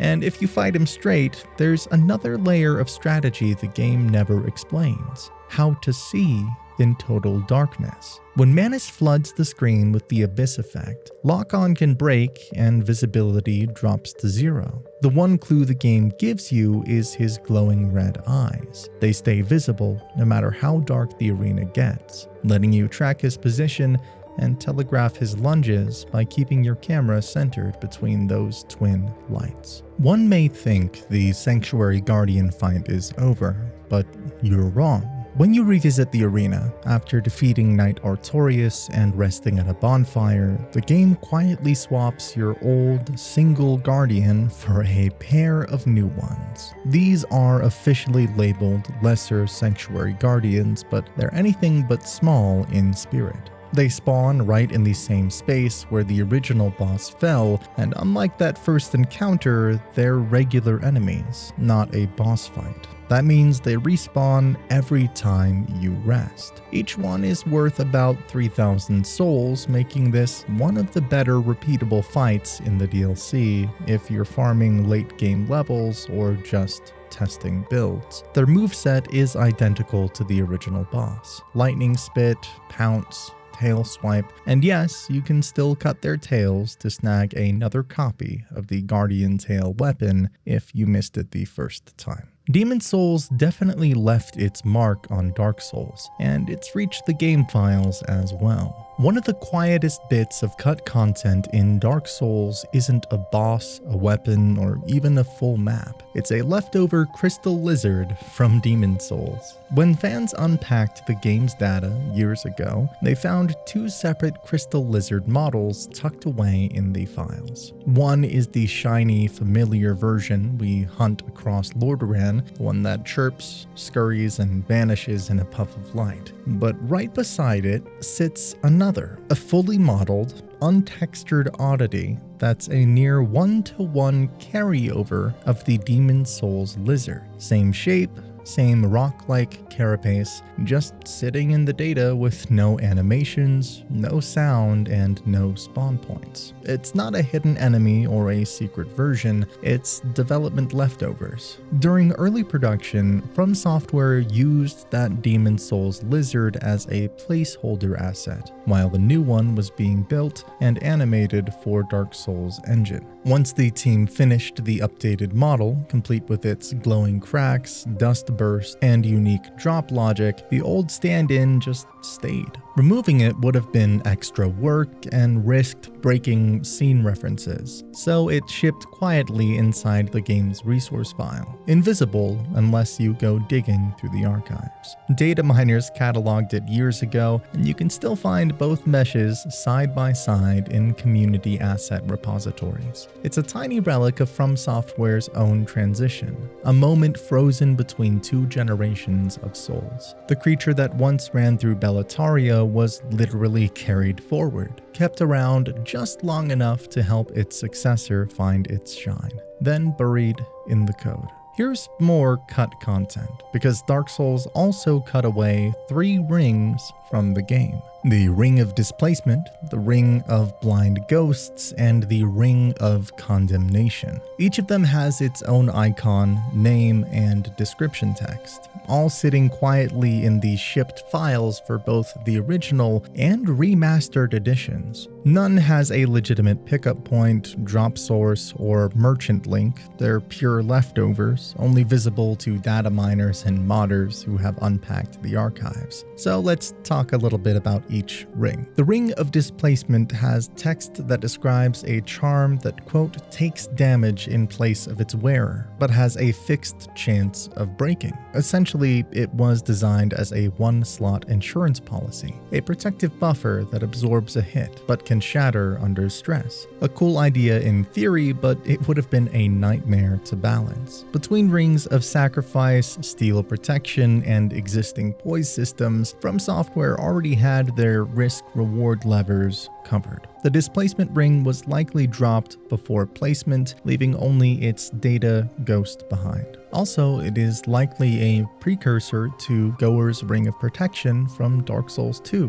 which halves the damage taken from behind. Now the Ring of Blind Ghosts. This one is lore heavy. Its description says, quote, prevents its wearer's discovery by cursed ghosts. The flavor text links it to New Londo's wardens, and possibly Ingward, the red-robed sealer who guards that area. Functionally, it would have been a stealth flag, letting players sneak through New Londo without using a transient curse. But that's exactly why it was probably scrapped. It undercut the entire tension of the zone. New Londo's design revolves around resource timing and spatial fear. Giving players a permanent stealth toggle would have erased the dread the developers built the area around. And finally, the Ring of Condemnation. This one is the most telling and the most tragic casualty of a larger cut, the Velka Covenant. Its text describes a black diamond ring granted to those who enter a covenant with Velka, the goddess of sin. Mechanically, it would have worked like a ring version of karmic justice, triggering an automatic counterattack after you take sustained damage. Once the Velka Covenant was abandoned late in development, the ring lost its narrative home and its mechanical niche. Reintroducing it would have meant rebalancing PvP around random burst retaliation, and From Software clearly didn't want that chaos. All 3 rings survive only in item tables, unused, unplaced, and invisible without mod tools. The wiki.unused content page and Fextra Life archives list them line by line, complete with their strings and early flavor blurbs. Some modders, through projects like Unfinished Business, have re-enabled them just to see how they behave, but they're strictly non-canon curiosities. Another one of the fossils from the development of Dark Souls, the cut animations of Frampt and Koth. Both primordial serpents, Frampt and Koth, actually have full attack and death animations hiding in the files. In the retail game, you can't hurt them. They're functionally immortal quest NPCs built to handle dialogue, transport, and the Lord Vessel transfer, not combat. But when data miners started unpacking the game's animation sets, they found a complete, unused library of serpent behaviors, bite attacks, recoil reactions, and full death sequences. Later, fans tested these in debug and modded environments by flipping the internal enemy flags, giving the serpents HP, collision, and damage states like any other creature. Once enabled, you can actually fight them. Frampt and Koth both lash out with a wide snapping animation, then whenever their health hits 0, they perform a distinct death animation and drop souls. The whole enemy death pipeline is present and working, it's just switched off in the shipped game. Why? Probably to avoid one of the nastiest softlocks imaginable. If players could actually kill Frampt or Koth, it would break the Lord Vessel sequence entirely, making it impossible to progress or trigger the endgame cutscenes. Disabling combat states was the safest option. The serpents became indestructible not for lore, but for stability. And here's one of the strangest ghosts hiding in Dark Souls code.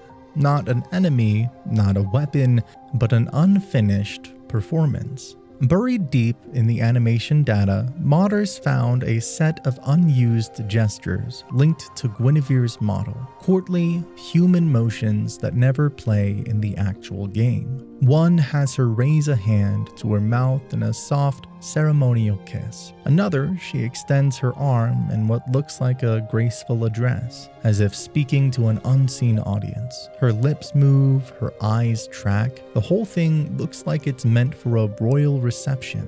And yet in Lordran, it never happens. When modders re-enabled these animations through test maps, it felt surreal. The silent goddess of sunlight, normally frozen in that radiant, static pose, suddenly moved. Elegant, deliberate, and completely out of place in a dying world. The files label them simply as unidentified. No dialogue, no trigger, no event data, just fragments of a scene that might have existed once. A greeting, a ceremony, maybe an early cutscene before Anne Orlando's illusion became what it is. Whatever it was meant to be, it's pure From Software poetry, a forgotten movement of warmth, quietly buried under layers of code, waiting for someone to bring it back to life. Ravioli stepping was named after the player who discovered it, and it's one of the coolest PvP techniques. It started as a weird animation quirk, and became a signature movement trick for duelists who wanted to look stylish while dodging death. At its core, the move abuses how the game samples facing direction during a backstep. Normally, when you tap backstep, your character hops straight backward based on your locked-on facing. But Dark Souls doesn't lock that facing for the whole animation. It reads the stick input again right after the backstep begins. So by unlocking, tapping backstep with the stick neutral or slightly back, and then immediately flicking the stick in the opposite direction you actually want to go, you trick the engine. It thinks you're stepping back, but it applies your new stick input, so you shoot diagonally or forward in a fast, slippery burst. It's not an intended feature, it's a quirk of how From Software's animation blending handles momentum and camera-facing direction, but the effect is incredible. You can dart in any direction with almost no recovery, avoiding parry attempts, baiting swings, or repositioning faster than a standard roll. Players call it ravioli step, omni step, or reverse backstep, depending on which forum or guide you're reading. Some of Dark Souls' most iconic shields weren't even designed by From Software. They were made by fans. Before the game even launched back in 2011, Bandai Namco and From ran this Facebook event called Shield Design Contest. Players could download an official template, draw up their dream shield, and submit it online. The community voted, From chose the winners, and the top 4 designs didn't just win bragging rights, they actually got added into the final game. And if you check the credits, yep, the winners are right there by name. So let's talk about those 4. First up, Sanctus, designed by Yusuke Sugimori from Japan. It's a small, round paladin shield that slowly regenerates health. You get it by taking down Paladin Leroy in the Tomb of the Giants. It's got that classic holy vibe, the crimson cross, the radiant glow, perfect for a faithful tank build.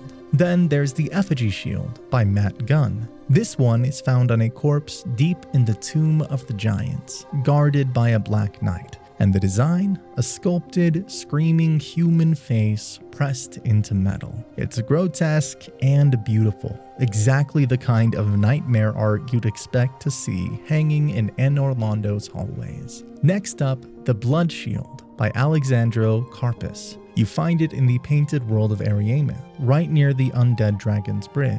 It's got this crimson, vein-like detailing, and it boosts resistance to poison, bleed, and curse, which makes it one of the most practical shields in the game. Karpis actually uploaded his original contest entry online later, confirming it as one of the winners. And finally, the Black Iron Great Shield, designed by Adam Ledzian. You find it on Iron Knight Tarkus's corpse in Anor Londo. It's massive, this dark, heavy wall of iron that perfectly matches Tarkus's entire aesthetic. You look at it and instantly thinking, yeah, this belongs in Dark Souls. All 4 shields are player created, studio polished, and seamlessly integrated into the lore. They blend in so well that I had no idea that they were fan designs. So you know the orange charred ring, right? The one you get from Ceaseless Discharge that lets you walk through lava without melting your shins off? Turns out it also does something extra, something the game never tells you.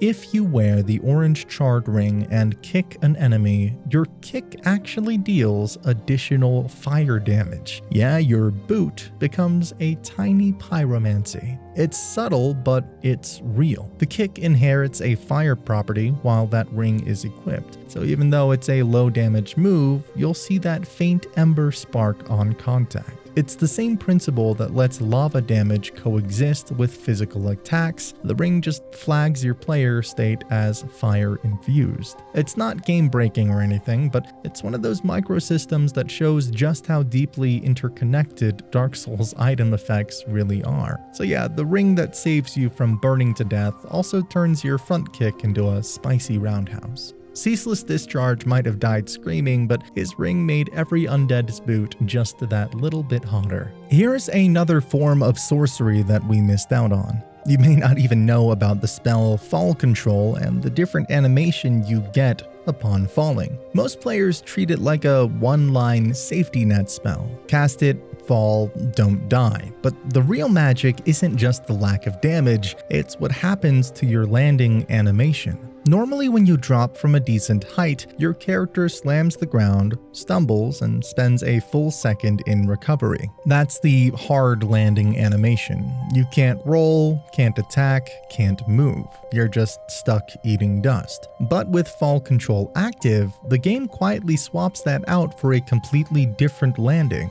A soft, almost weightless step with barely any end lag. The Wikidot entry nails it. The spell, quote, prevents the landing stun animation that normally comes with fall damage. That's why seasoned players use it not just for survival, but for speed and positioning. You can hop down the Great Hollow's spiral's branches, dive off the ledges above Nito's arena, or drop straight into the Stray Demon Pit and keep moving like nothing happened. And here's the important nuance. Fall control nullifies damage only for non-lethal falls. It doesn't actually extend the maximum height you can survive. If a fall would have killed you without the spell, it'll still kill you with it. The difference is any fall that's just short of lethal becomes completely free. I gotta talk about my favorite weapon from all of the games, including Dark Souls 1, 2, 3, and even Kingsfield. I mean, it's in almost every single FromSoft game. This weapon isn't just a fan favorite, it's practically From Software's signature. It's been quietly reincarnating from game to game for nearly 3 decades. Always blue, always luminous, and always linked to some flavor of forbidden knowledge or cosmic power. It started all the way back in the Kingsfield series, From's very first-person RPGs. There it was simply called the Moonlight Sword, already a legendary weapon of light. Then it turned up again in Armored Core. Yeah, the mech series, reimagined as the Moonlight Laser Blade. Even in Armored Core 6, you can actually find the Light Wave Blade, the same idea translated into science fiction. By Demon Souls,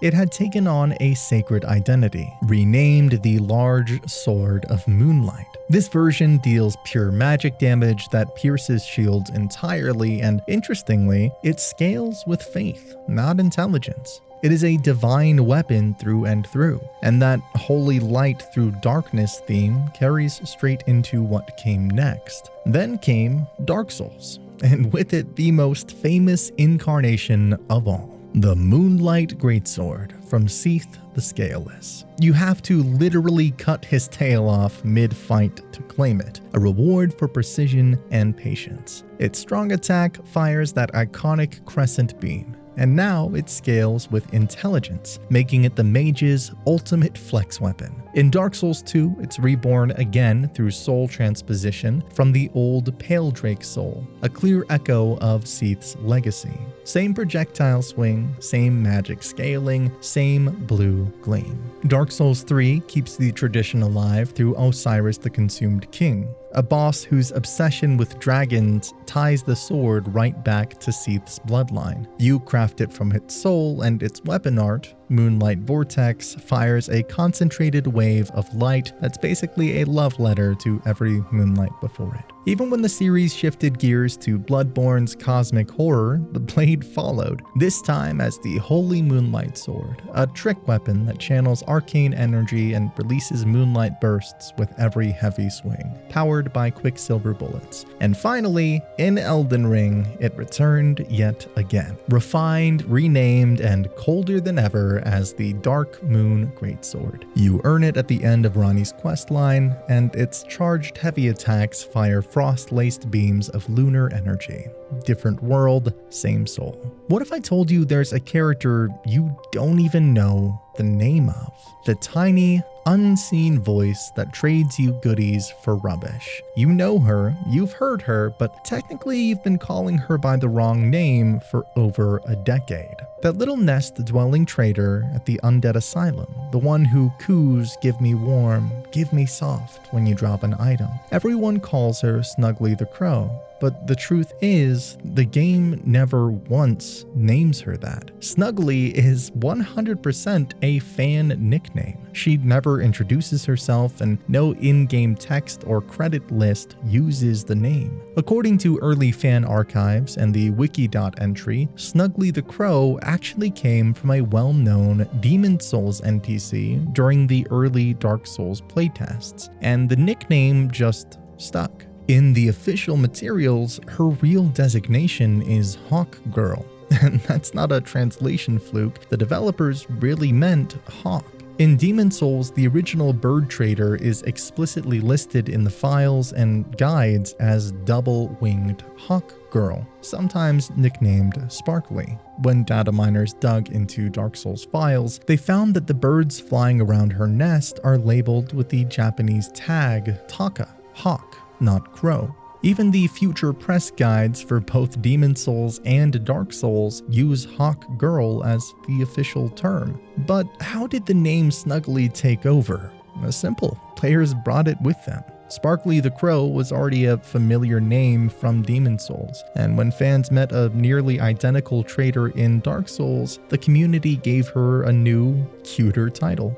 The online interaction in Dark Souls may seem limited to small messages, phantoms, and emotes, but there is a cool message of letting your loot into someone else's world. If you've ever found a random item bag sitting in some strange corner of Lordaeron, not a corpse drop, not a loot pickup, just a glowing little pouch on the ground, that wasn't a glitch. That was a drift item bag, quietly passed from one player's world to yours. Here's how it works. When you drop an item on the ground and then unload the area, say by warping at a bonfire, quitting to the menu, or crossing a major zone boundary, the game can package that item into a drift bag. That bag doesn't disappear, it's sent across the game's online system and reappears in another player's world, at the exact same coordinates where you dropped it. Same map spot, different universe. If that new player ignores it and also unloads the area, the item drifts again,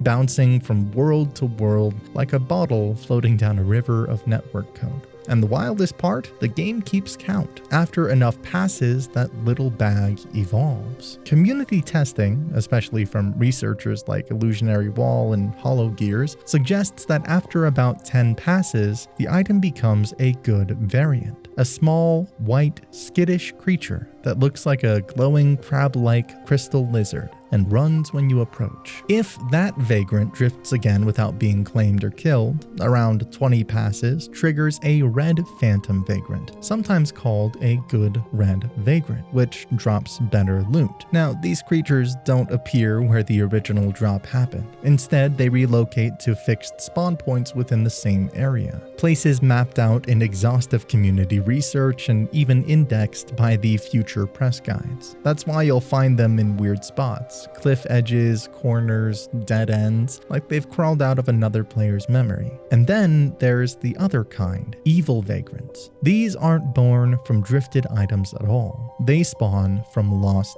humanity. When a player dies with 5 or more soft humanity and fails to retrieve their bloodstain, that data gets sent out instead. The result is a hostile crab-clawed vagrant that appears in another player's world at one of the evil spawn points. They don't run, they attack, and they hit surprisingly hard for something that looks like a rejected Pokemon. Both types, good and evil, can keep drifting, hopping across worlds until someone finally kills them or picks up their spoils. Marvelous Chester had a special sword, Lordaeron's sharply dressed time traveler from Ulasil.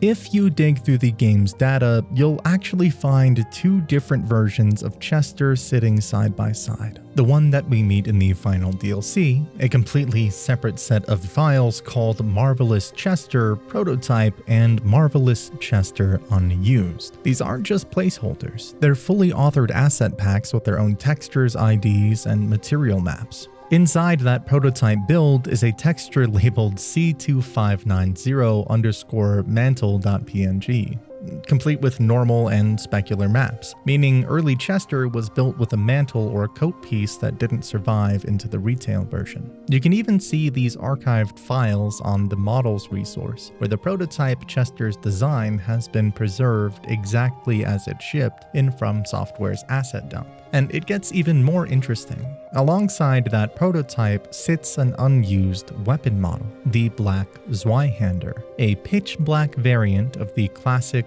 Ultra Greatsword. Cut content roundups like the Cutting Room Floor and Fandom's unused content pages both link this weapon directly to Chester's early build, noting that it appears in the same asset group and file tree. You can even spot what looks like the very same blade placed among the swords near Artorias' grave, a piece of environmental set dressing that hints at how it might have once fit into his kit. Community mods and ports that re-enable cut assets often restore both together. Prototype Chester wielding his Black Zweihander. And while those fan recreations aren't official proof, they mirror exactly what the file associations show. So the Chester we know, the smirking, coat-flipping pistol duelist, wasn't always so dapper. In early builds, he may have been a straight greatsword user, draped in a heavier cloak instead of his sleek Victorian jacket. Somewhere between those iterations, FromSoft reinvented him, trading brute force for swagger, turning a would-be knight into a rogue from another world. Force is a miracle most people use for just pushing people off ledges and as a get-off-me tool, but it has more uses than just that. It turns out this little miracle doesn't just knock enemies back, it actually deflects projectiles. Yeah, Force creates a shockwave that isn't just a push. It is a literal, physical push that can bat away incoming attacks. Community docs and old wiki pages all confirm it works on arrows, firebombs, and even high-tier sorceries like Crystal Soul Spear. You can even knock aside the Moonlight Butterfly's glowing needle shots if your timing is tight enough, and its bigger siblings, Wrath of the Gods and Emit Force, behave the same way, just with a wider radius or a traveling blast attached. It's especially fun to mess with in Sen's Fortress. Up on the roof, you've got that firebomb giant hurling explosive boulders like he's auditioning for the Olympics. If you pop Force or Wrath of the Gods just as they land, you can actually deflect or neutralize those bombs before they explode. It is ridiculously satisfying. Just don't expect it to stop the infamous rolling boulders on the ramps. Those aren't projectiles, they are environmental hazards. The only way to stop that stream is to kill or redirect the boulder giant in the control room. And the spell even works against bosses. The Moonlight Butterfly's ranged phase, you can stand your ground and knock her magic volleys out of the air instead of ducking behind the bridge walls. It's not foolproof, but it absolutely works if you are precise. The same thing with the Four Kings. Force and Wrath of the Gods can actually deflect their homing orbs. It is risky since the cast time is long and the orb's linger is brutal, but the interaction is real. Most guides still recommend dodging or using the silver pendant for dark attacks elsewhere, but that little burst of holy air can still save you if you're cornered. Talking about Force, we have to talk about the force of nature that Havel is, the hero turned hollow, locked away by a dear friend. That's straight from the Watchtower basement key description. It never says a name, never says Havel, just a hero imprisoned by someone who cared enough to seal him away. And when you open that door, you meet the towering figure in Havel's armor, swinging the dragon tooth like it weighs nothing. Naturally, players assumed that is Havel the Rock, but it's not that simple. Here's where the debate starts. When you kill that enemy, he drops only Havel's ring. The item text says it was, quote, worn by Havel's men to show faith in their leader, not Havel's personal ring, his followers' ring. That single line cracked open a years-long argument. Because when you look at where Havel's true equipment is found, the dragon tooth, Havel's great shield, and the full armor set, it is nowhere near that tower. All of it is hidden together behind an illusionary wall in Anor Londo, in a secret room behind a fireplace. There's even an occult club stashed beside it, a weapon tied to the rebellion against the gods. If the prisoner down in the Watchtower really was Havel, why would his signature gear, the one tied to his legend, be locked away somewhere else entirely? That's why one camp argues the cell's occupant isn't the Havel at all. It's one of Havel's knights, a loyal retainer who wore his armor, went hollow, and was locked away by a friend rather than killed. The ring drop makes perfect sense under that reading. It's a badge of loyalty, not identity. But the other side of the fandom still insists no, that is Havel himself. The Keys line, a hero locked away by a dear friend, fits too perfectly with Havel's lore as a bishop and close ally of Gwyn. The theory goes that when Havel went hollow, Gwyn, or one of his trusted knights, couldn't bring himself to destroy his friend, so he locked him in the tower instead. It's tragedy, not symbolism. Most guides and wikis just call that cell's occupant Havel the Rock for convenience, and in gameplay terms, that's fair. Same armor, same moveset, same ring. But canonically, it is an open question. Another force is one that works on the elevators in Blighttown. Deep in Lower Blighttown, right beside the big vertical freight lift near the water wheel, there is a bizarre little detail that players nicknamed the hamster wheel dog. Through the slats of a giant tread wheel, you can spot a flaming attack dog model running endlessly in circles, like it's powering the entire elevator by sheer canine determination. It's one of those background details you can play hundreds of hours and never notice, but once you see it, you can't unsee it. And of course, the first instinct for any Dark Souls player is the same. Can I kill it? The answer? Nope. Not a chance. From Software actually put an invisible collision shell around the wheel. Arrows, bolts, spells, everything just hits an unseen barrier and stops cold. Even if you use cheats or camera tools to clip your way right next to it, you still can't damage the dog. Community tests show that even on the rare occasions where someone's managed to force a kill with debug tools, the elevator keeps running just fine, because the lift isn't actually driven by the dog at all. It's just background animation. You can spot it if you ride that short elevator up near the big water wheel and look across the gap. You'll see the red glow of the dog's flaming fur through the spinning slats, just looping forever. But our journey doesn't end here. Now I want you to follow me into the lands between. A world of mystery, shattered gods, and secrets buried deep in Elden Ring. I'll see you there.